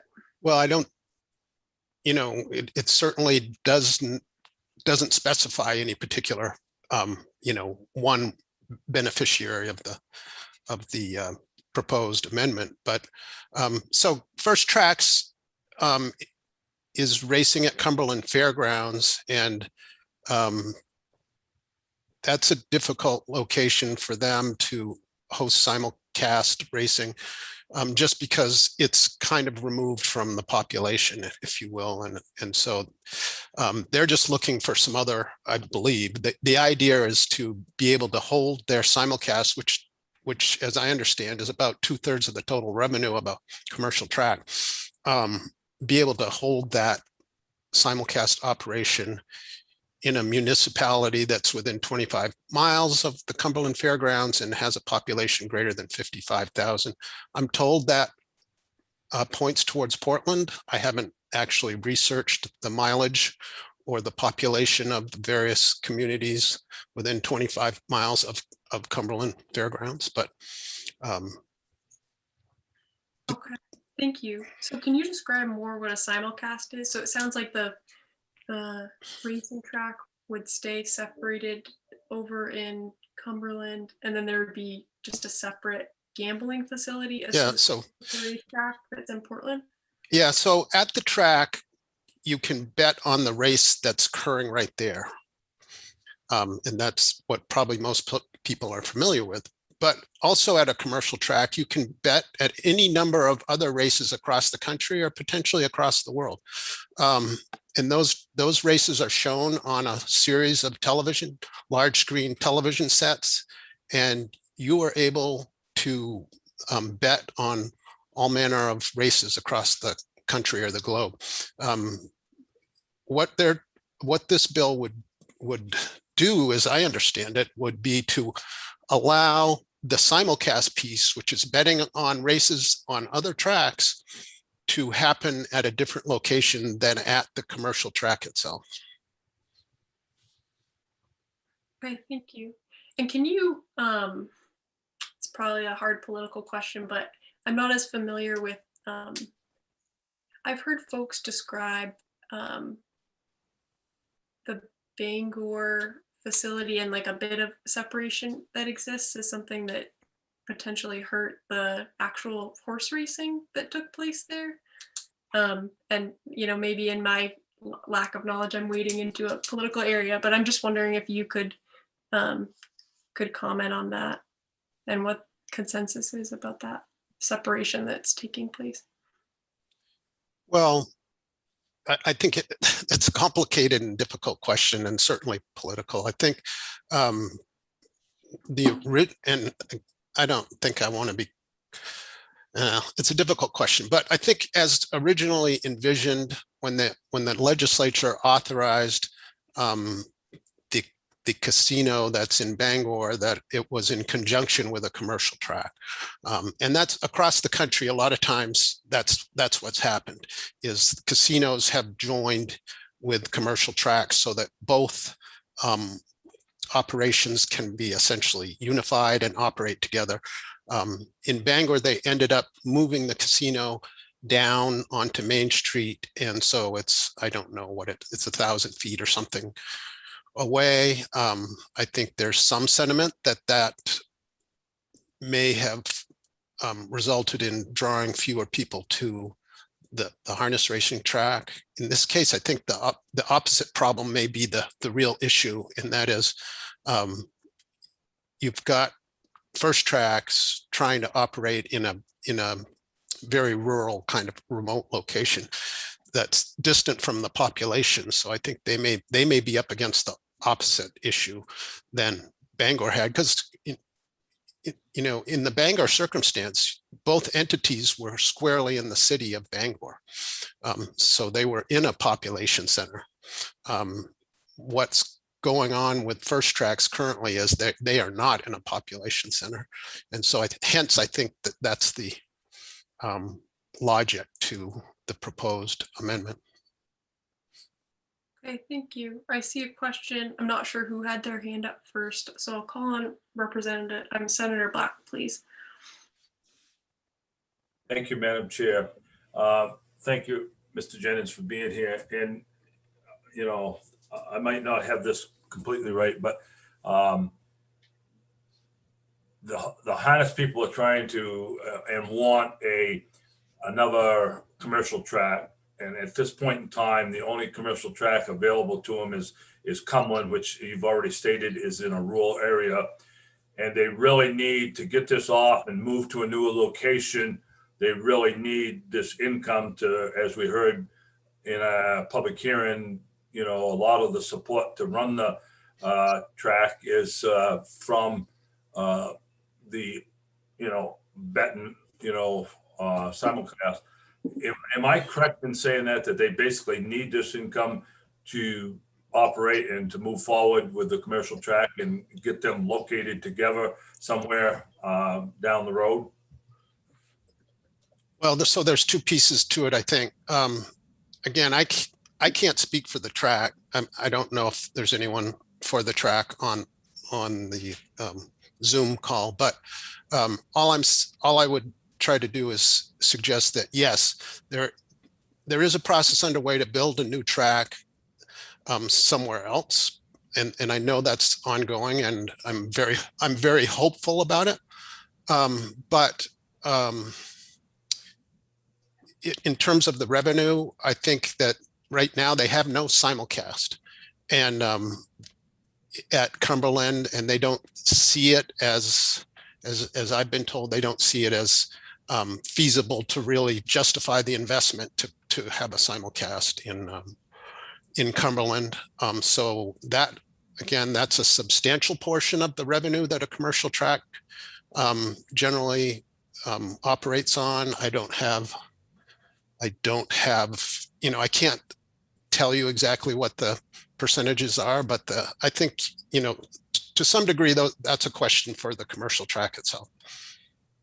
Madam Chair? Yes, a follow-up? Well, yeah, kind of. When I see some other hands, so I don't want to cut Mr. Jennings off, but I see the bill sponsor is here too. So at some point, could we ask to talk to him? Absolutely. Thank you. Representative Kryzak, would you like to speak now before we go into more questions? Sure. Thank you, Madam Chair. The reason that I put this bill forward is I would go to harness racing twice a year. They used to have it at Freiburg Fair, and they used to have it at Rochester Fair. They no longer have it there. I mean, it's disappearing. And from what I've been told from the industry, a lot of our main harness racing people are traveling to Massachusetts and other states because the purses are bigger. So that's one of the reasons they wanted to lower the amount of days so that they could have bigger purses and more people and have our main harness people not have to go to Massachusetts. So it's tax money for Maine by having this facility here in Maine. Now they're just starting with the Cumberland racing. And as they've already told you, that you're not going to get a lot of people from the cruise ships coming up to Cumberland to bet on the races all around the world. But if they have their place in Portland while they're in the process of building the new facility, then that's going to open the doors for them and help them build the new facility by making some money. So I don't see the cruise ships taking buses and sending them up to Cumberland so that they could bet on horse racing. So I think it's a great option to have them do that. I've raised Arabian since 1979, so I know what it was like in the pandemic, not having money come in and still having to feed those horses. It's like having a boat. It's a hole in the water that you fill with money. The horses are an animal that you got to feed every day, no matter whether you're racing or not. So this is a good thing for the industry all around. It's a good thing for Maine because it's going to bring a lot of tax dollars back into Maine that are now going to Massachusetts, New Jersey, and wherever else that the harness racing, our harness racers are going. And I look at it as you want to go out and play baseball and you only have your brother or your sister. You can't play the whole team. So if you have a harness race with only 2 horses compared to a harness race that has 10 or 12 or whatever the amount that they're allowed to have in the size of the track, it's a lot more interesting and it's going to draw a lot more people. So this bill gives the harness racing industry the freedom to move forward in this time, especially coming out of the pandemic. Thank you. And I see others with hands up. I just wanted to quickly ask, so the plan is currently racing in Cumberland and Yes. folks want to build a track in Saco, correct? And they want to have a casino in Portland or a temporary casino in Portland? And are they moving that to Saco? There is no casino involved. This bill only allows them to simulcast races, horse racing, and you can go and bet on the races that are in Cumberland, or you can bet on horse races around the country or around the world. There's no any kind of other gambling like blackjack or the machines. So it's not a casino, it's a simulcast. So they're going to film races as they're happening, and you can watch the race, whichever one you want to watch, anywhere around the world and bet on that race. But there's no other gambling involved. So it's not a casino. And the reason they're doing that is if they put all the money into all the computers and everything else in Cumberland, they're not going to get the people to come up there that's going to make it worthwhile for them to spend the money there. So they want to put it into Portland until they can get the new track built. And what kind of size facility is this? Like what are we talking about? As far as the simulcast? Yes. Yeah. I don't gamble, so I can't imagine what it would be like. Well, if it's, I'd have to have somebody else answer that because I haven't seen any of the plans, and I still even don't know where they're going to build the new track. That's still in the works, so that hasn't been released yet. So as far as how big the building will be, I mean, it's not like they're going to put an enormous casino and hotel. They're probably going to rent some space in Portland, and people will just go in and bet like you do at the fair. So, I mean, the fairs have booths. You go up and you bet your $2 on a horse, and then you go up and sit in the stands and watch it. And that's all this is. All right, thanks. I see Representative Hall in the queue. Thank you, Madam Chair. I'd just like to maybe elaborate a little more on Representative Krycek's comments. I know that the fairs, I've been involved with the fairs my whole life, and I know being president of the Farmington Fair, we simulcast up there, and it's only for a week. And the reason that we do that is so that the people, say in Portland, Lewiston, Bangor, wherever, California, can actually bet on our horse races. And it raises a lot more money and helps with the purses for the horsemen. And I think that the reason that this bill has been put in was because of Scarborough Downs had been sold, and with Scarborough Downs being sold, that the horsemen didn't have enough horse racing throughout the summer that they could actually continue to keep their horses and whatnot. And I know there's this talk, and I'm not sure whether it's Saco or where it is, of building a new track. I know there's one proposed in southern Maine in York County, and it's going to be close to the turnpike, so easy access or whatnot. But until that track is built, they needed to have a place where they could race and a venue where they could get some income, which that's Cumberland Fair graciously said that they could race at their track for however long, a year or two, until this new track is built. So that's why they're racing there, but yet being in the rural part of Maine, they just can't get enough people to come there to bet on the horses. So in order to increase the revenue, that's why we're putting in, they have these off-track betting places. And maybe to expand upon that a little bit, Representative Neal, on your question about an off-track betting venue, what a place like that will do is they'll rent a place in Portland, say at a restaurant, a back room or something, and a place where someone can go in and they can sit down and have something to eat, something to drink, and bet on the horse races. And they'll be up on computer screens. And not only would it be the horse races in Cumberland, but it might be at Sarasota or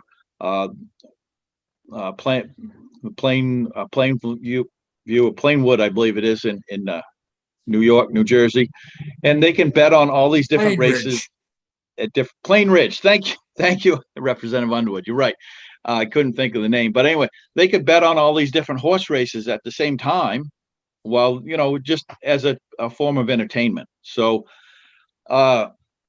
this bill is actually just going to get it so that the harness horse racing people can continue with their sport, and we don't lose the horses and that industry in the state of Maine while a new track is being built. So at some point I would make a motion, but I believe that we need to answer some more questions, but I would make a motion when we're ready for that. But thank you.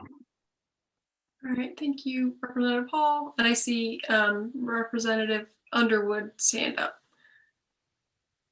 Hi, I'm Representative Underwood, District 147 in Presque Isle. And the people who have spoken before have explained it to me, and it makes me crystal clear that basically, and it could be, they're going to build another track, and it could be Saco.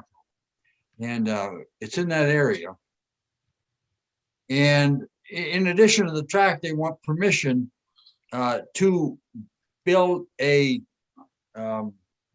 simulcast in Portland near the cruise line, wherever the cruise ships come in down there. And for the purposes of increasing their revenue.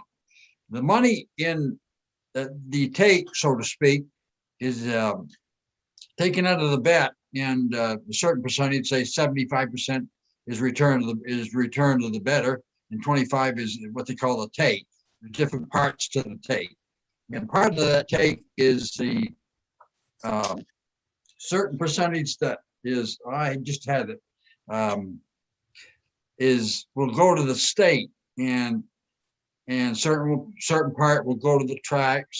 There's different entities that get a piece of that take, and there's a part that where these casinos like Hollywood and Bangor or First Tracks in this instance, they want to be able to classify it as a simulcast versus an off-track betting, because there are two different takes at each individual entity, at each type of entity, and for the purpose of this bill, I'm going to agree with the Representative Hall when he was saying I'm going to support his whatever he does, and for the benefit of the industry, and because part of that industry is harness racing, and part of the harness racing is the main horsemen, the main standard breeders, and these are all different different classifications of people within the industry, and these people all live in Maine, and they all probably want to stay in Maine. The state of Maine also has part of we're not going to race up here at the Northern Maine Fair, but again, this is usually these horse races are usually part of these agricultural fairs, be they Windsor, Union, Farmington, Presque Isle, the Presque Isle Fair, Bangor has a fair. There's all kinds of different fairs and agricultural associations associated with this industry, and it all increases the revenue to all these individual fairs, and it benefits the whole state with passage of this bill. So I agree with Representative Hall and Senator Black in supporting this bill, and I'd even vote. I'd even vote yes to pass it, and because it could benefit a lot of people, including your district. Thank you. Madam Thank you for the advice as to what would benefit my district. I see Senator Black's hand up. Thank you, Madam Chair. I believe that maybe Michael Chinchette, the owner of First Track, is in the waiting room, and I'd like to make sure that the conversations we're having here, we're accurately representing what is being proposed. So would it be possible to bring him in at this time or at some time? I would be happy to welcome him in, yes. That was actually my request as well. All right, sounds good. We get two birds with one stone. He's coming in.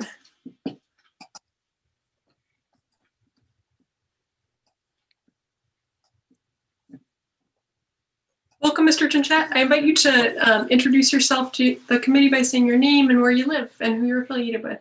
Sure. Thank you, ma'am. Thank you, Madam Chair, members of the committee. My name is Michael Chinchette. I live in Cumberland, actually, and I'm guessing here today on as I'm the manager of First Tracks Investments LLC, which is the one of two licensed commercial racetracks for harness racing in the state of Maine in 2021. Thank you. Do I see any questions from committee members for Mr. Chinchette? Madam Chair? Yes, Senator Black. I have a question. So you've heard our conversation here. Could you elaborate a little bit on it and make sure that we are accurately portraying what is going on here and not assuming certain things? Certainly. No, thank you, Senator Black. No, and certainly I appreciate the committee's conversation. This is a time of flux, certainly in the harness racing industry, and as I'm sure Mr. Jennings will tell you, because he's dealing with it every day. But essentially, with a little bit of background, as Senator Black, I believe, mentioned, as did Representative Hall, when the property of Scarborough Downs was sold several years ago, it was determined that harness racing was not part of their ultimate development program. And as Mr. Cushing from the Harness Horsemen Association, I think, said at the public hearing, they had a very good conversation with the new property owners that there was an expiration date on when harness racing would be available to occur at that property and when it would cease. So kind of since then, we've been working closely with the Harness Horsemen's Association, with the Breeders Association, as well as folks at the Cumberland Farmers Club, which does own the Cumberland Fairgrounds, because I think, and certainly some of the members of the committee who may have more experience in the industry than I do, would probably tell you that it's a really good facility for harness racing. It has the right barns, it has the right track, it presents well, and it's a great opportunity. What it doesn't have, for several reasons, is a great opportunity to introduce harness racing to new fans in terms of a simulcast facility. The kind of geographic distance is certainly a part of it, but the reality is it's a fairgrounds, and it's not built to have transacting business many days of the year. So as we've undertaken our efforts, and we did have our first races this past Saturday, there's a 4:15 post time today for anyone who wants to zip down and see it in person.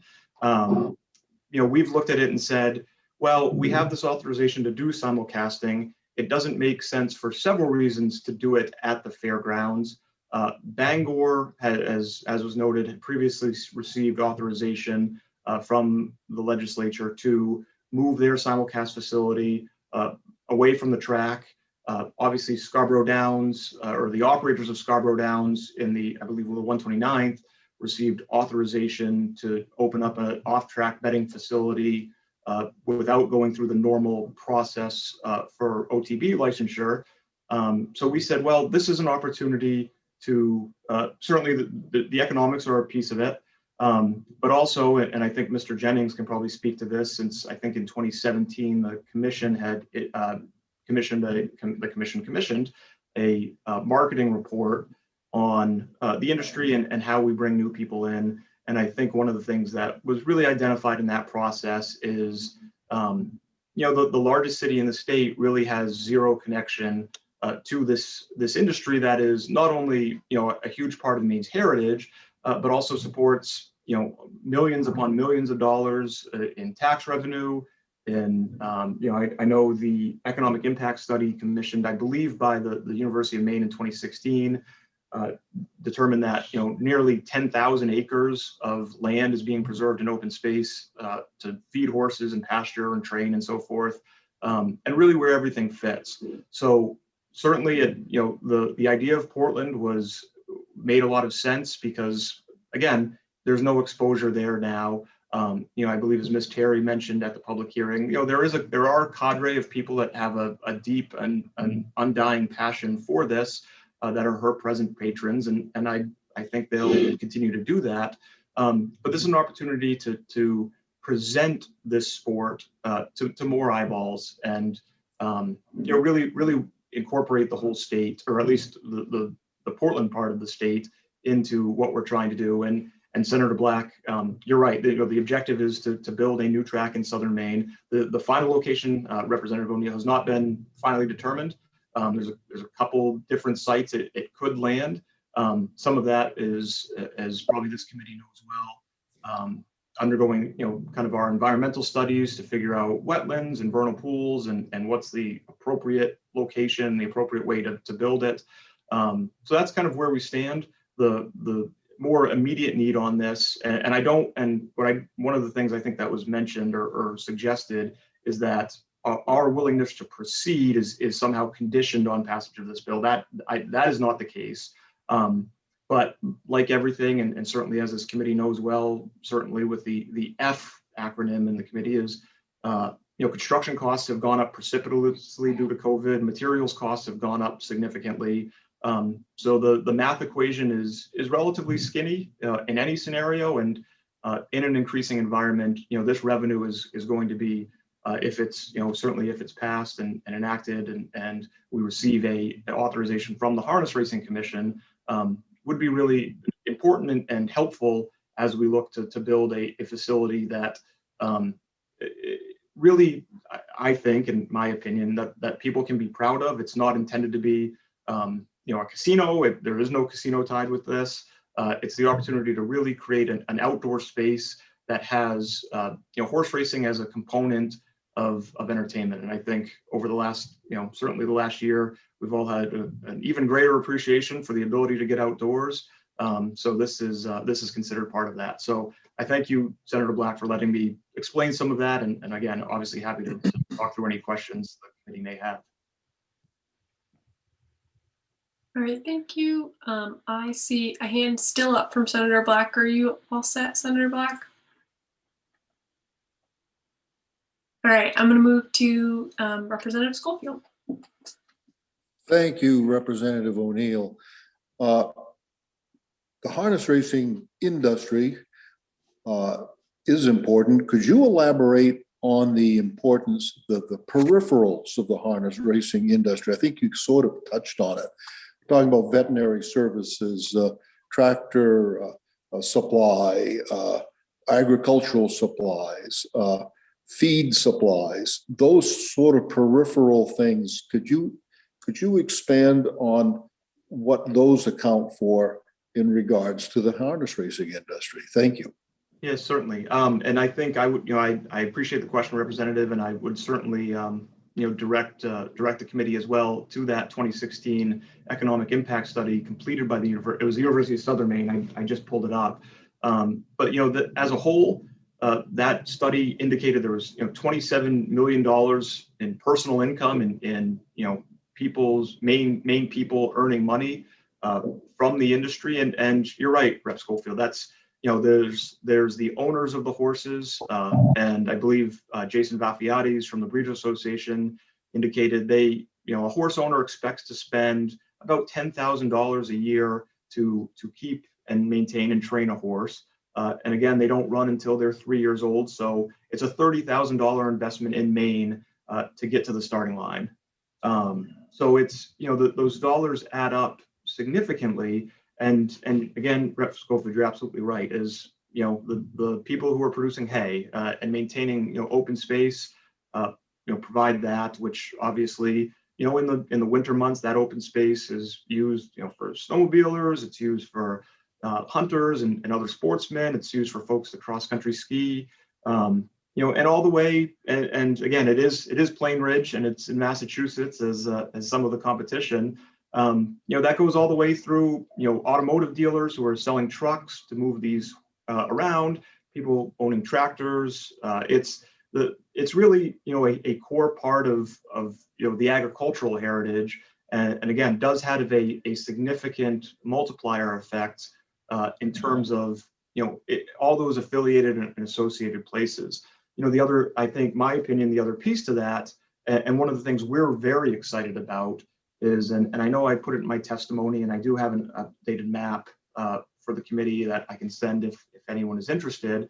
But the video from Cumberland, Maine, from the town I live in, a relatively small town in the grand scheme of the world, is being broadcast to more than 30 countries in 36 states.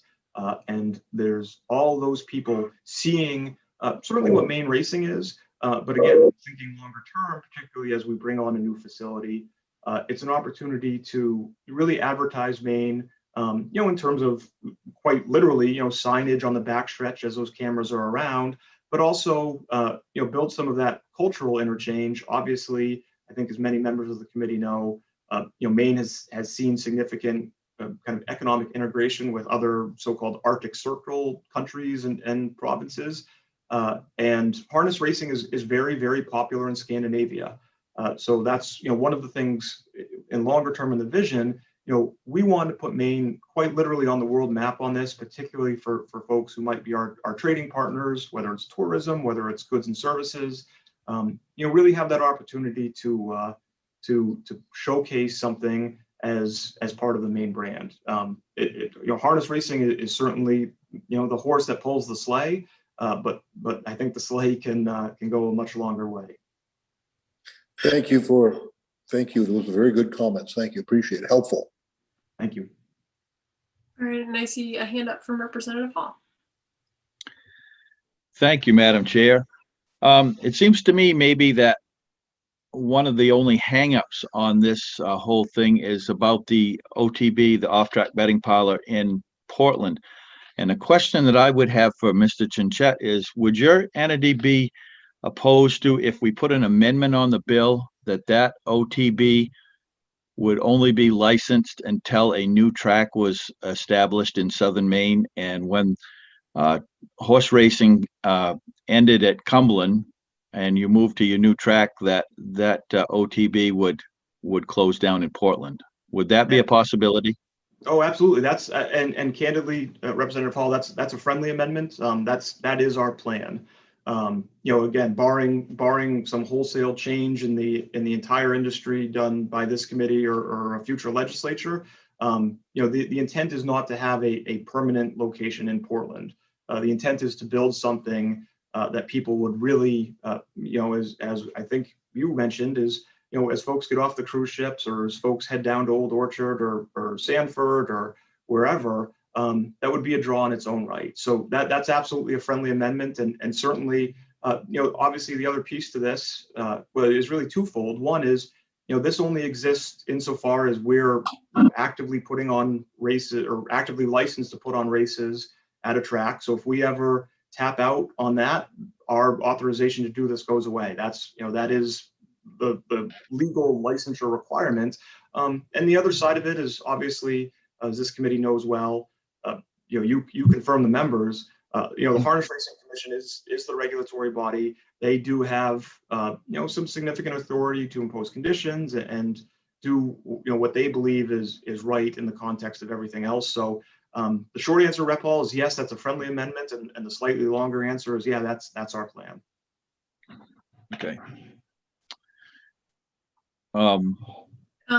So I want to communicate that I do not feel like I'm in a place where I'm ready to vote on this, and I think because it affects my area more than anybody else's, I want to ask questions I don't really want to put other people through.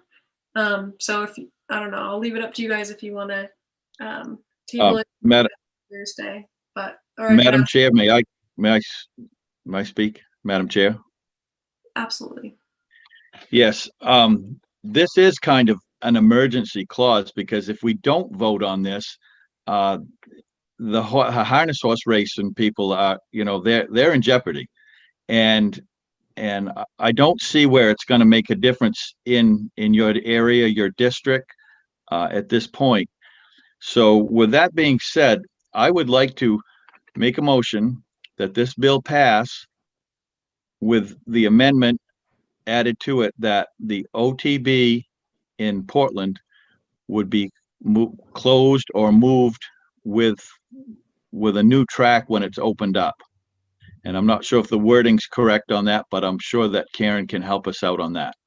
But that would be my motion. I'll second that. All right, and I see a second from Representative Underwood. Any commentary on the motion?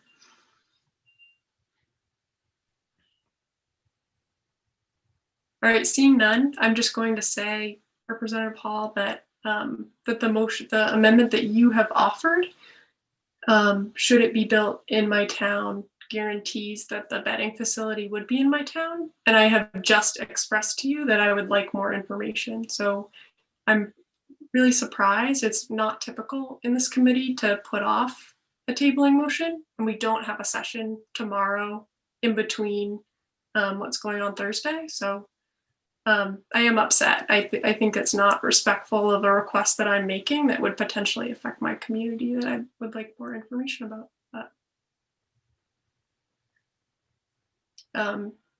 yeah, so I guess I'm going to make a move to table it and to take this back up on Thursday. I second. Thank you. I'm going to ask for a show of hands.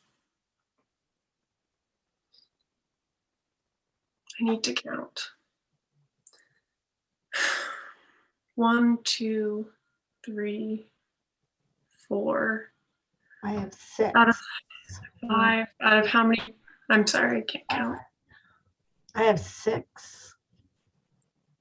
1, 2, 3, 4. And how many are present? How many oppose it? Are present. I just can't Oh, tell. I'm sorry. Madam Chair, should we roll call?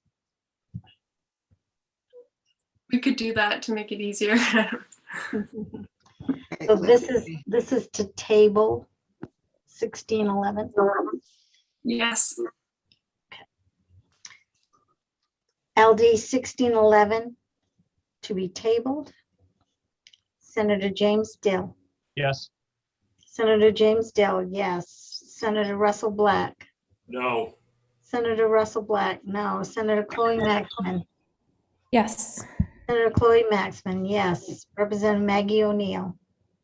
Yes. Representative Maggie O'Neill, yes. Representative Randall Hall. No. Representative Randall Hall, no. Representative Thomas Schofield. No. Representative Thomas Schofield, no. Representative Lori Osher. Yes. Representative Lori Osher, yes. Representative Joseph Underwood. No. Representative Joseph Underwood, no. Representative Scott Landry. Yes. Representative Scott Landry, yes. Representative Bill Pluker. Yes. Representative Bill Pluker, yes. Representative Jeffrey Gifford. No. Representative Jeffrey Gifford, no.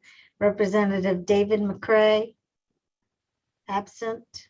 Representative Susan Bernard, absent. So that's 6-5 to table. All right, thank you.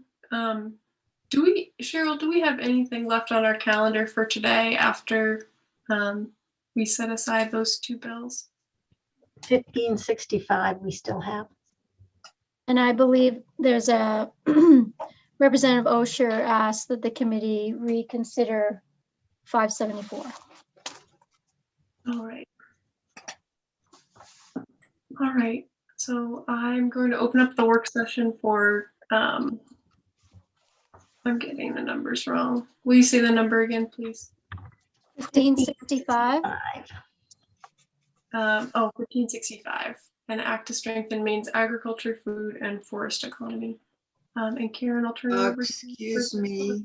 Please. Sorry, I have to leave in about 15 minutes. So I appreciate that you would open up that one so that I can change my vote, but I won't be able to do it if it's after 15 minutes from now. Okay, we could do that. Are folks all set with that? And Representative Osher, could you articulate what you would like to do? On the food sovereignty bill, I would like to change my vote.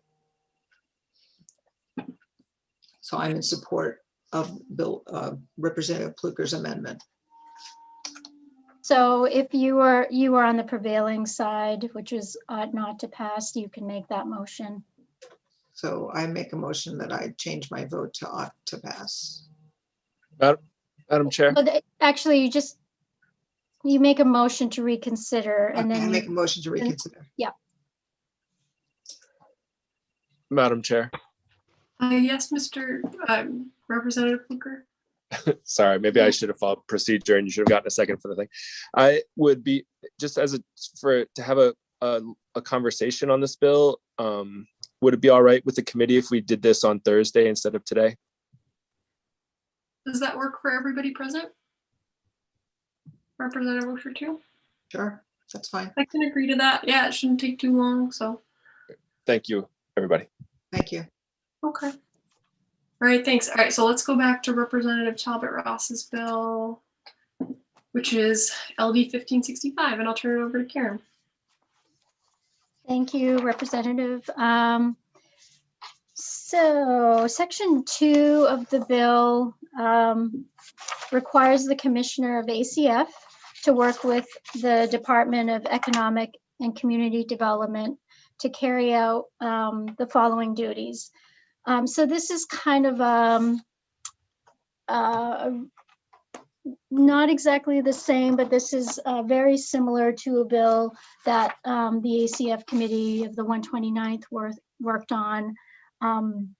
It was also Representative Talbot Ross's bill, LD 1531, and it was voted out of committee. And of course, when the legislature adjourned abruptly. It died upon adjournment.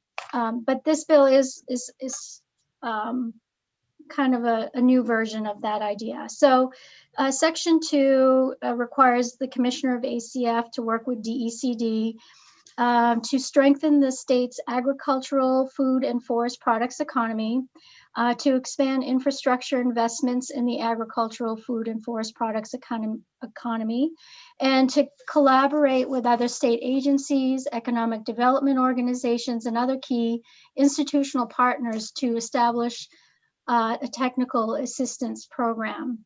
And then Section 2 also establishes the Maine Agriculture, Food, and Forest Products Investment Fund to facilitate these strategic investments in the state's agricultural, food, and forest products processing and manufacturing industries.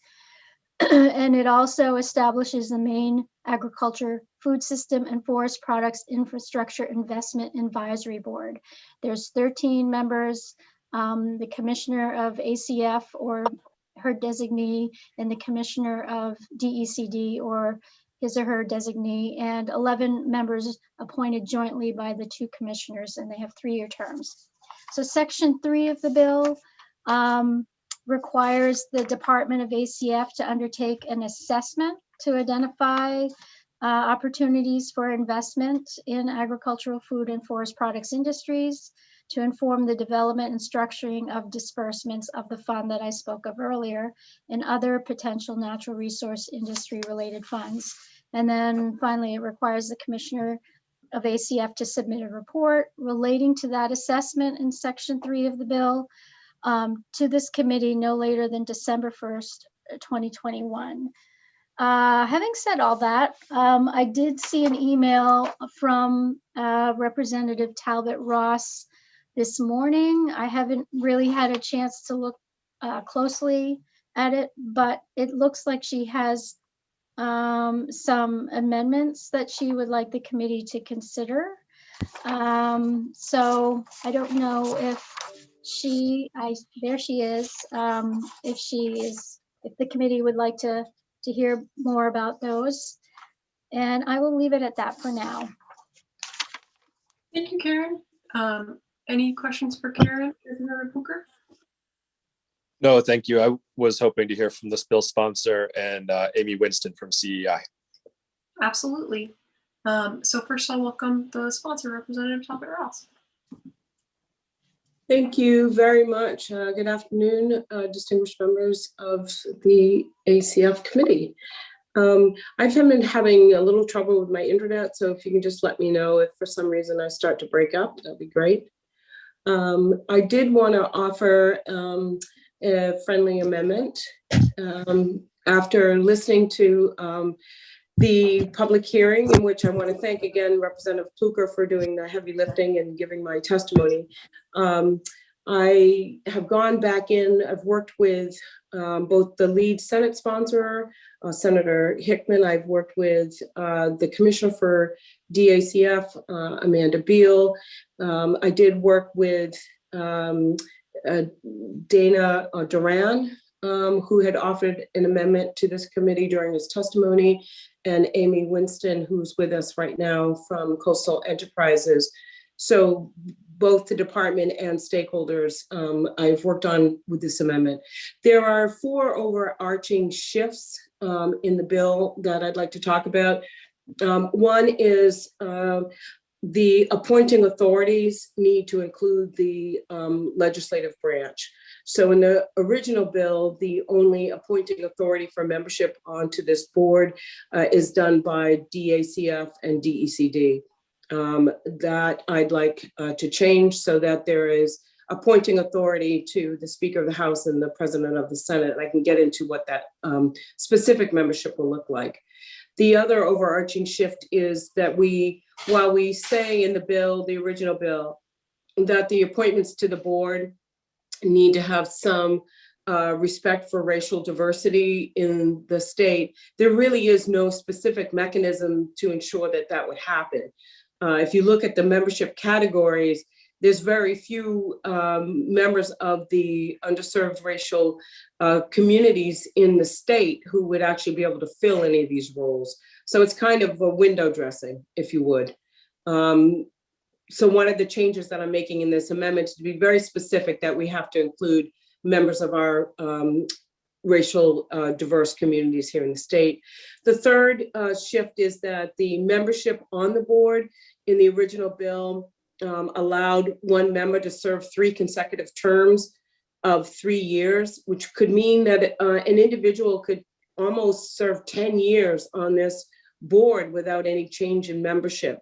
That was an oversight. So I'd like to change the limitation to 2 consecutive terms of 3 years per term so that an individual could serve 6 years on this board conceivably. And then the fourth change is to expand the membership to move it from a total of 15 members instead of the current construction, which is 13 members, making the 2 commissioners of DACF and DECD ex officio members of the board and not voting members of it, which seems to would give a little too much weight. Out of 15 members, if we added them as voting members, it would be a total of 17, and that would allow for DACF and DECD to have almost half of its membership reporting being influenced by their departments. So those are the changes. I can go through them again for you. I have suggested a way to break up the membership. It would be 5 members appointed by DACF and DECD jointly, 5 members appointed by the Speaker of the House, and 5 members appointed by the President of the Senate for a total of 15 members. And again, DACF and DECD commissioners would be ex officio. So those are the changes. I do have them in writing and can send this updated version to your analyst. I know it's a lot to keep track of. Great, that'd be very helpful. And thanks for going over it, Representative Talbot Ross. Absolutely. And I see someone else, or do I see any questions for Representative Talbot Ross? I have one actually. Okay. So I did receive the email 8:41 a.m. this morning. Is that the most recent version of your amendment? It seems. No, it is. My apologies. No, it is not, because I did hear from Mr. Duran, and he wanted a shift in the appointing authority for the statewide group representing the logging and trucking industry. So I shifted that according to what he had suggested. So I can send the updated version to you now. I did want to be as responsible to Mr. Duran's position that he made during his testimony. We lost you just a little bit, or maybe my internet's. I reached out to him. Representative Talbot Ross is cutting in and out.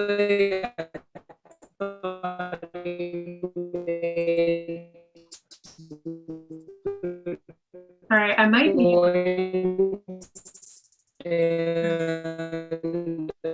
Okay, Representative Talbot Ross. I think it's on all of us, not just you. Okay, I'm going to press mute just to, because I think we can move on to the other person in the meantime.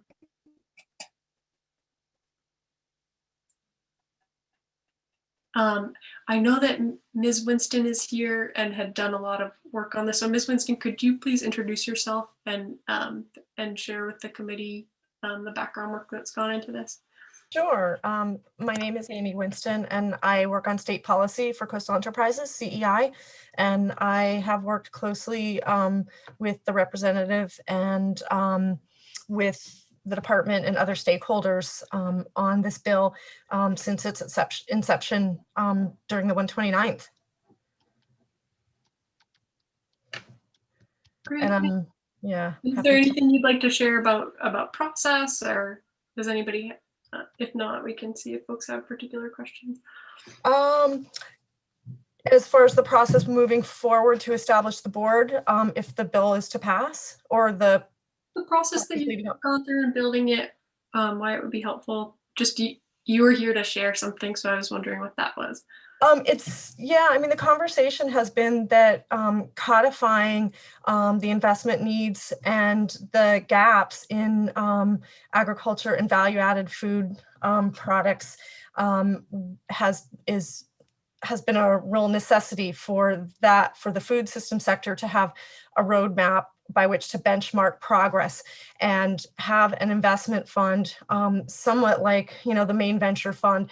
And in our testimony, we noted that there was inspiration both from Vermont's Working Lands Enterprise Fund and initiative, and also from Massachusetts, from the Food Innovation Trust Fund there. And the way that they engage public-private partnerships to leverage public funds and stimulate private investment in value-added food. And in Vermont, it's beyond the food system, it's really the food and forestry, and they don't have aquaculture, but it would be, we felt like, and the stakeholders we worked with felt like it was value-added food system would be the tip of the iceberg to expand out to have a working lands program in Maine. And it really aligns well with our economic development strategy, our economic recovery planning, and the focus on, adapting and innovating, quote unquote, heritage-based pursuits and industries. So, yeah, it's been a really great process of working with peer organizations and industry stakeholders and offering our lessons learned from the area of financing and investing value-added businesses. We included some testimonies from the businesses that we've worked with in our Tastemaker program and that we've invested in through our Catalyst Fund in our testimony on the bill. And so I would definitely encourage, and there's a lot of background on the history of the bill and the theory behind the program and the impacts that have been made in our neighboring states, and the opportunity to sort of play a bigger role in supply chain development and integrity in the Northeast. I don't want to go on and on, because I will if you're not going to stop me. So I'm happy to offer some more, or just to listen to the rest of the session. So, I do think that the representatives' proposals around the advisory board make sense. I think the one thing I would add is that there were 2 slots for financial institutions, one for value-added food products and one for, or I guess, experience and expertise in agricultural products and in forestry products. And I think there was a consideration of how to prevent those from being dominated by either or industry in order to have some balance there. But also, I think a key is to make sure that there's experience with rural economic development, because the intended impact is there's, as the representative has pointed out, there's a lot of equity objectives in the bill, and that includes rural economic development for rural communities. And so I think that experience with rural economic development and mission-driven investing is something that would be important to maybe clarify in the language around those. And I'm sorry to take up so much of your time. I really appreciate you inviting me to speak. Thanks so much for being here and sharing your expertise. All right, so does anybody have any more questions? Does anybody want to hear from the department? I see Senator Bob. Thank you, Madam Chair. I can't, I was ready to support this bill before the amendment, but now with the amendment, it's just the committee is too large and too political for me to support. So I won't be supporting this. I could have supported the original bill. Thank you. Thank you, Senator. Can, of the 4 things, can we go back to, I'm trying to remember what the 4 things were. Was there some sticking point in particular? Also, Representative, I can't raise my hand for some reason. probably Oh, some sorry. co-host. No problem. But at some point, can we hear from Nancy McBrady from the department? Is all. Absolutely. Absolutely. Thanks. So Senator, was there something in particular? Senator Black. Or would it be helpful to go over the Madam Chair, I have a hard time hearing you. You don't come in clear. But oh, I'm sorry. Yeah, you're difficult to hear. Can you hear me better now? Yes. Yes. Okay, good. Sorry, No, probably leaned too far back. Okay, so I just was curious what it was. The makeup of the board now, I can't support the makeup of the board being the way it is right now. So that's my sticking point right now. Thank you. Okay. I'm just wondering if there was a particular item that we could point to talk about changing to make it work, because I'd love to vote on this together. I see Dr. McBrady, please. Good afternoon, everyone. My name is Nancy McBrady. I'm the Bureau Director of the Bureau of Agriculture, Food and Rural Resources. I would love to comment on this, but I believe that Commissioner Beal is actually in the waiting room, and I will defer to her because I know that she's been actually speaking with Representative Talbot Ross. So I'll defer to her. Oh, that's great. All right, let's welcome in Commissioner Beal, please.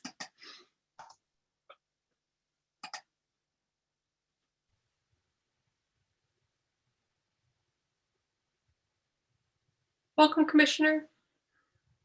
Hello, good afternoon. Could you hear us, or were you stuck in the black hole? If you asked a question, I might not have heard it. I heard that I was being brought over. Okay, so I'll just welcome you to introduce yourself for anybody listening that might not know, and just a comment on the background work that's gone into it. Sure. Yes, I'm Amanda Beal, and I'm the Commissioner of the Department of Agriculture, Conservation, and Forestry. And first, I want to say thank you to Representative Talbot Ross for her work on this bill. We very much appreciate her interest, as well as CEI's interest in supporting our agriculture and forestry sectors. And so there's a lot here that we have been very happy to see put into this bill. And we're also, of course, very excited about the opportunity to work collaboratively with the Department of Community and Economic Development. We feel like that's very positive as well. And just to speak to some of the amended aspects of it, we definitely we think the representative's comments around the term limits make sense. I guess I will say about the makeup and the appointment of the structure of the actual advisory board, that was definitely a late breaking sort of change, and we had a conversation late last night. I understand where the representative is coming from. I think for us, it's really hard to choose. If we were only given a certain number of appointments, it's just difficult for us to think of a perfect scenario, considering all of the different roles on the advisory board are important to us as we represent stakeholders in agriculture and forestry. With that said, I don't know that I've seen the most recent version. I think maybe there was a change, it sounds like, since the last version I saw. So I can't speak to exactly how those positions are allocated at the moment, but I am interested in hearing feedback from folks who feel strongly one way or another about whether certain seats should be appointed jointly by DACF and DECD's commissioners versus the House, Speaker of the House, and the Senate President. Thanks, Commissioner. So when we go back to the changes, can you go through the changes each by each to say, I'm just trying to follow what worked or what didn't? Just a reference like this or that. I just don't know what you're referring to. Sorry, is that a question for me? It is, yeah, because we had some 4 specific amendments, if we could list them. And I think if I'm remembering correctly, and I'll have Karen correct me, one was add loggers and truckers interests brought by Mr. Duran. One was add a racial equity component. One was something about, I can't remember all four. Karen, could you list all four? I think it was the term limits. The term limits? Yeah. And so what change would you recommend? Oh, so I spoke to the term limits and said that we felt that made sense. I didn't speak to the adding the loggers and truckers seat. I think that makes great sense. And the adding racial equity seats, I think that makes great sense as well. And then the last part I was just speaking to was the makeup of the actual committee and who would be responsible for the appointments. That was what I was Okay, so that was one of the amendments, was who appoints. Okay, thank you. All right, do I see any other questions for the commissioner? Seeing none, I want to invite Representative Talbot Ross to come back up just because she got cut off. Thank you, Madam Chair. I hope I don't freeze again, but if I do, just tell me and I'll stop talking. I really, this is a very strong bill. It's taken 2 years for us to get to this place, working with DACF and stakeholders. It's been a long time coming, and it's a really strong bill that I'm very proud to bring forward. I would hate to lose support because of adding membership to the committee. So I would love to do a deeper dive into what Senator Black particularly has an issue with in terms of the membership, because I don't want to lose his support and the support of the committee. It's very important to all of us that we have that support. So the membership of the committee, we added the loggers and trucking based on the testimony from Mr. Duran. And, I really think that was an important bill, always had a call to consider the racial equity in this state, given the fact that we have folks who are engaged in farming and forestry that would never get appointed to this board. We felt it was really necessary to name the tribes who are involved in thinking about forestry and forest products.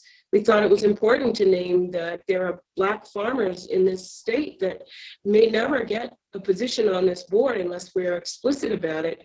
And so those were the additions: the loggers and truckers, naming a tribal rep from the Wabanaki Nation, and then being explicit and naming the fact that we've got farmers in this state, for 200 years that have never been able to reach the levels of participation in the state. And when you establish a fund of this nature and you think about investment, it's a critical voice that could very well be missing if we are not explicit. But again, and I'm not really married to who appoints whom. I just think that the appointing authority needs to go beyond the executive department to give the legislature a chance to appoint some of these positions. But again, I'm open to whatever gets the most support from this committee. I don't want to lose your support. I don't want to lose this bill. It's too important. And so I'm open to whatever suggestions the committee may have for any further kind of totally open to that. This is too important to lose. So thank you. Thank you, Representative. I see a hand from Senator Black. Thank you. And I guess one question I would have to make sure that I'm clear on my recall of the original bill, at some point I'd like to have Karen or somebody list the membership of it, but I have no problem making sure that we have racial equality on the board, and that the loggers and truckers, I think they should be represented too. My concern was the political appointments of 5 from the Speaker of the House and 5 from the Senate President. I think that we need to keep it more within the departments, allowing them as original. And maybe I need clarification on the original bill. So maybe if Karen could give me the makeup of the board from the original bill, but I was more comfortable with that than I am this new amendment. Madam Chair, yeah, so it's from what I'm hearing from Senator Black is there may be discomfort about the appointments by the Speaker of the House and the Senate President. The bill as originally drafted provides that all the appointments are made jointly by the Commissioner of ACF and the Commissioner of Economic and Community Development. And there are 13 members. So it's hard to kind of see what the changes are without, a side-by-side here. But so 2 of the members, one is the Commissioner of ACF or the Commissioner's designee, and then the Commissioner of DECD or the Commissioner's designee. And then the remaining 11 members are appointed jointly by those 2 commissioners. So 1 member of a statewide industry group representing conventional non-dairy farming. It looks like that is retained in the amendment. 1 member of a statewide industry group representing organic non-dairy farming. That looks like it's the same. A financial, so let's see. 1 member of a statewide industry, non-dairy, 1 member of a statewide industry group representing dairy producers. That looks like it's now an appointment of the Senate President. So that's the only change there. 1 member, the original bill provides 1 member of a statewide industry group representing the forest products industry. Okay, I'm following her amendment now. That would be made by the Speaker of the House, the appointment under her amendment. 2 members from relevant financial institutions with experience in agricultural and forest products industries. Again, so 1 member would be jointly appointed by the commissioners, and then the other member would be appointed by the Speaker of the House. So the joint appointment by the commissioners would be financial institution with experience in forest products industry specifically, and then the Speaker of the House would be financial institution with experience in agricultural products industry. I don't know if you're following me at all here. If you want to keep going. Paragraph F in the original bill, 1 manufacturer of forest products. Looks like that appointment in the amendment would be made by the Senate President. And then 1 manufacturer of value-added agricultural products or representative of the value-added agricultural products industry. That remains the same. And H, 2 members representing the supply chain and processing, manufacturing, or distribution. So again, it looks like that was just split up. 1 appointment, the change in the amendment is that 1 appointment would be made by the Speaker and the other by the Senate President. And paragraph I, 1 member actively engaged in providing marketing assistance, market development, or business and financial planning. And it looks like that appointment is made by the Speaker in the amendment. And then the new would be made jointly by the commissioners, the statewide group, someone representing a statewide group of the logging and trucking industry. And another new would be an appointment by the Senate President, federally recognized tribal member. And another new made by the Speaker of the House would be historically underserved racial population and non-dairy farming. And finally, new would be appointment by the Senate President of a historically underserved racial population in non-dairy farming. That's it. And then I guess, you know, the changes, you were just asking about the changes in the composition of the membership. Exactly. Yeah, thanks, Karen. I realized I muted myself. Representative Pluker. Thank you, Madam Chair. Senator Black, would you be able to support it if we just return to the original language of having the two commissioners appointing the members of the group? Yes, I would, and especially if there was, you know, a reference in there, amendment in there to, you know, for racial equity and allowing somehow the logger trucker phrase that represented that Dana Dorian had spoke about. But I could support the original language, but I can't support the amendment with the increase in the larger board and having the appointments made by the Speaker and the Senate President. So you would be all right with the larger board if it were appointed by the commissioners? Yes, I could. Yes, I could. By the two commissioners. I could, if the two commissioners appointed the board, I could support it. Okay, great. Okay. So that would be accepting 3 of those 4 elements, Karen? Right. All right. Item 1 would be struck. Okay. Anybody want to make that motion?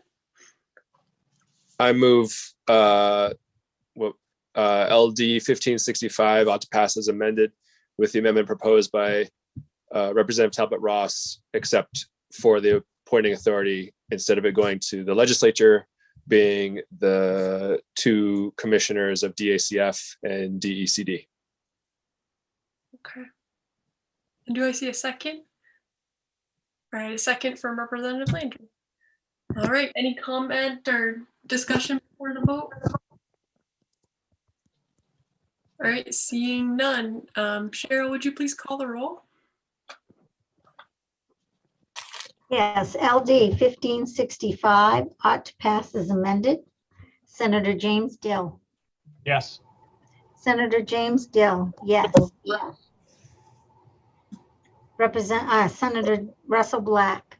Yes. Senator Russell Black, yes. Senator Chloe Maxman. Senator Chloe Maxman, absent. Representative Maggie O'Neill. Yes. We didn't hear you, I'm sorry. Oh, sorry, I was laughing. Yes. So wasn't I. Representative Maggie O'Neill, yes. Representative Randall Hall. Yes. Representative Randall Hall, yes. Representative Thomas Schofield. Yes. Representative Thomas Schofield, yes. Representative Lori Osher. Absent. Representative Joseph Underwood. No. Representative Joseph Underwood, no. Representative Scott Landry. Yes. Representative Scott Landry, yes. Representative Bill Pluker. Yes. Representative Bill Pluker, yes. Representative Jeffrey Gifford. Yes. Representative Jeffrey Gifford, yes. Representative David McCray. Yes. Representative David McCray, yes. Representative Susan Bernard. Yes. Representative Susan Bernard, yes. Representative Underwood, in your minority report is ought not to pass? Is ought not to pass, is not needed. 10 yes, 1 ought not to pass, 2 absent. All right. Thank you, Cheryl. And I think, is that a lingering hand, Representative Black? Left over. I'm sorry. No worries. Just want to make sure I caught you. All right, so it looks like we've gone over everything we need to go through today. Karen, is there any language review or anything? No. And so the schedule on Thursday, we start off with a public hearing on LD 1690.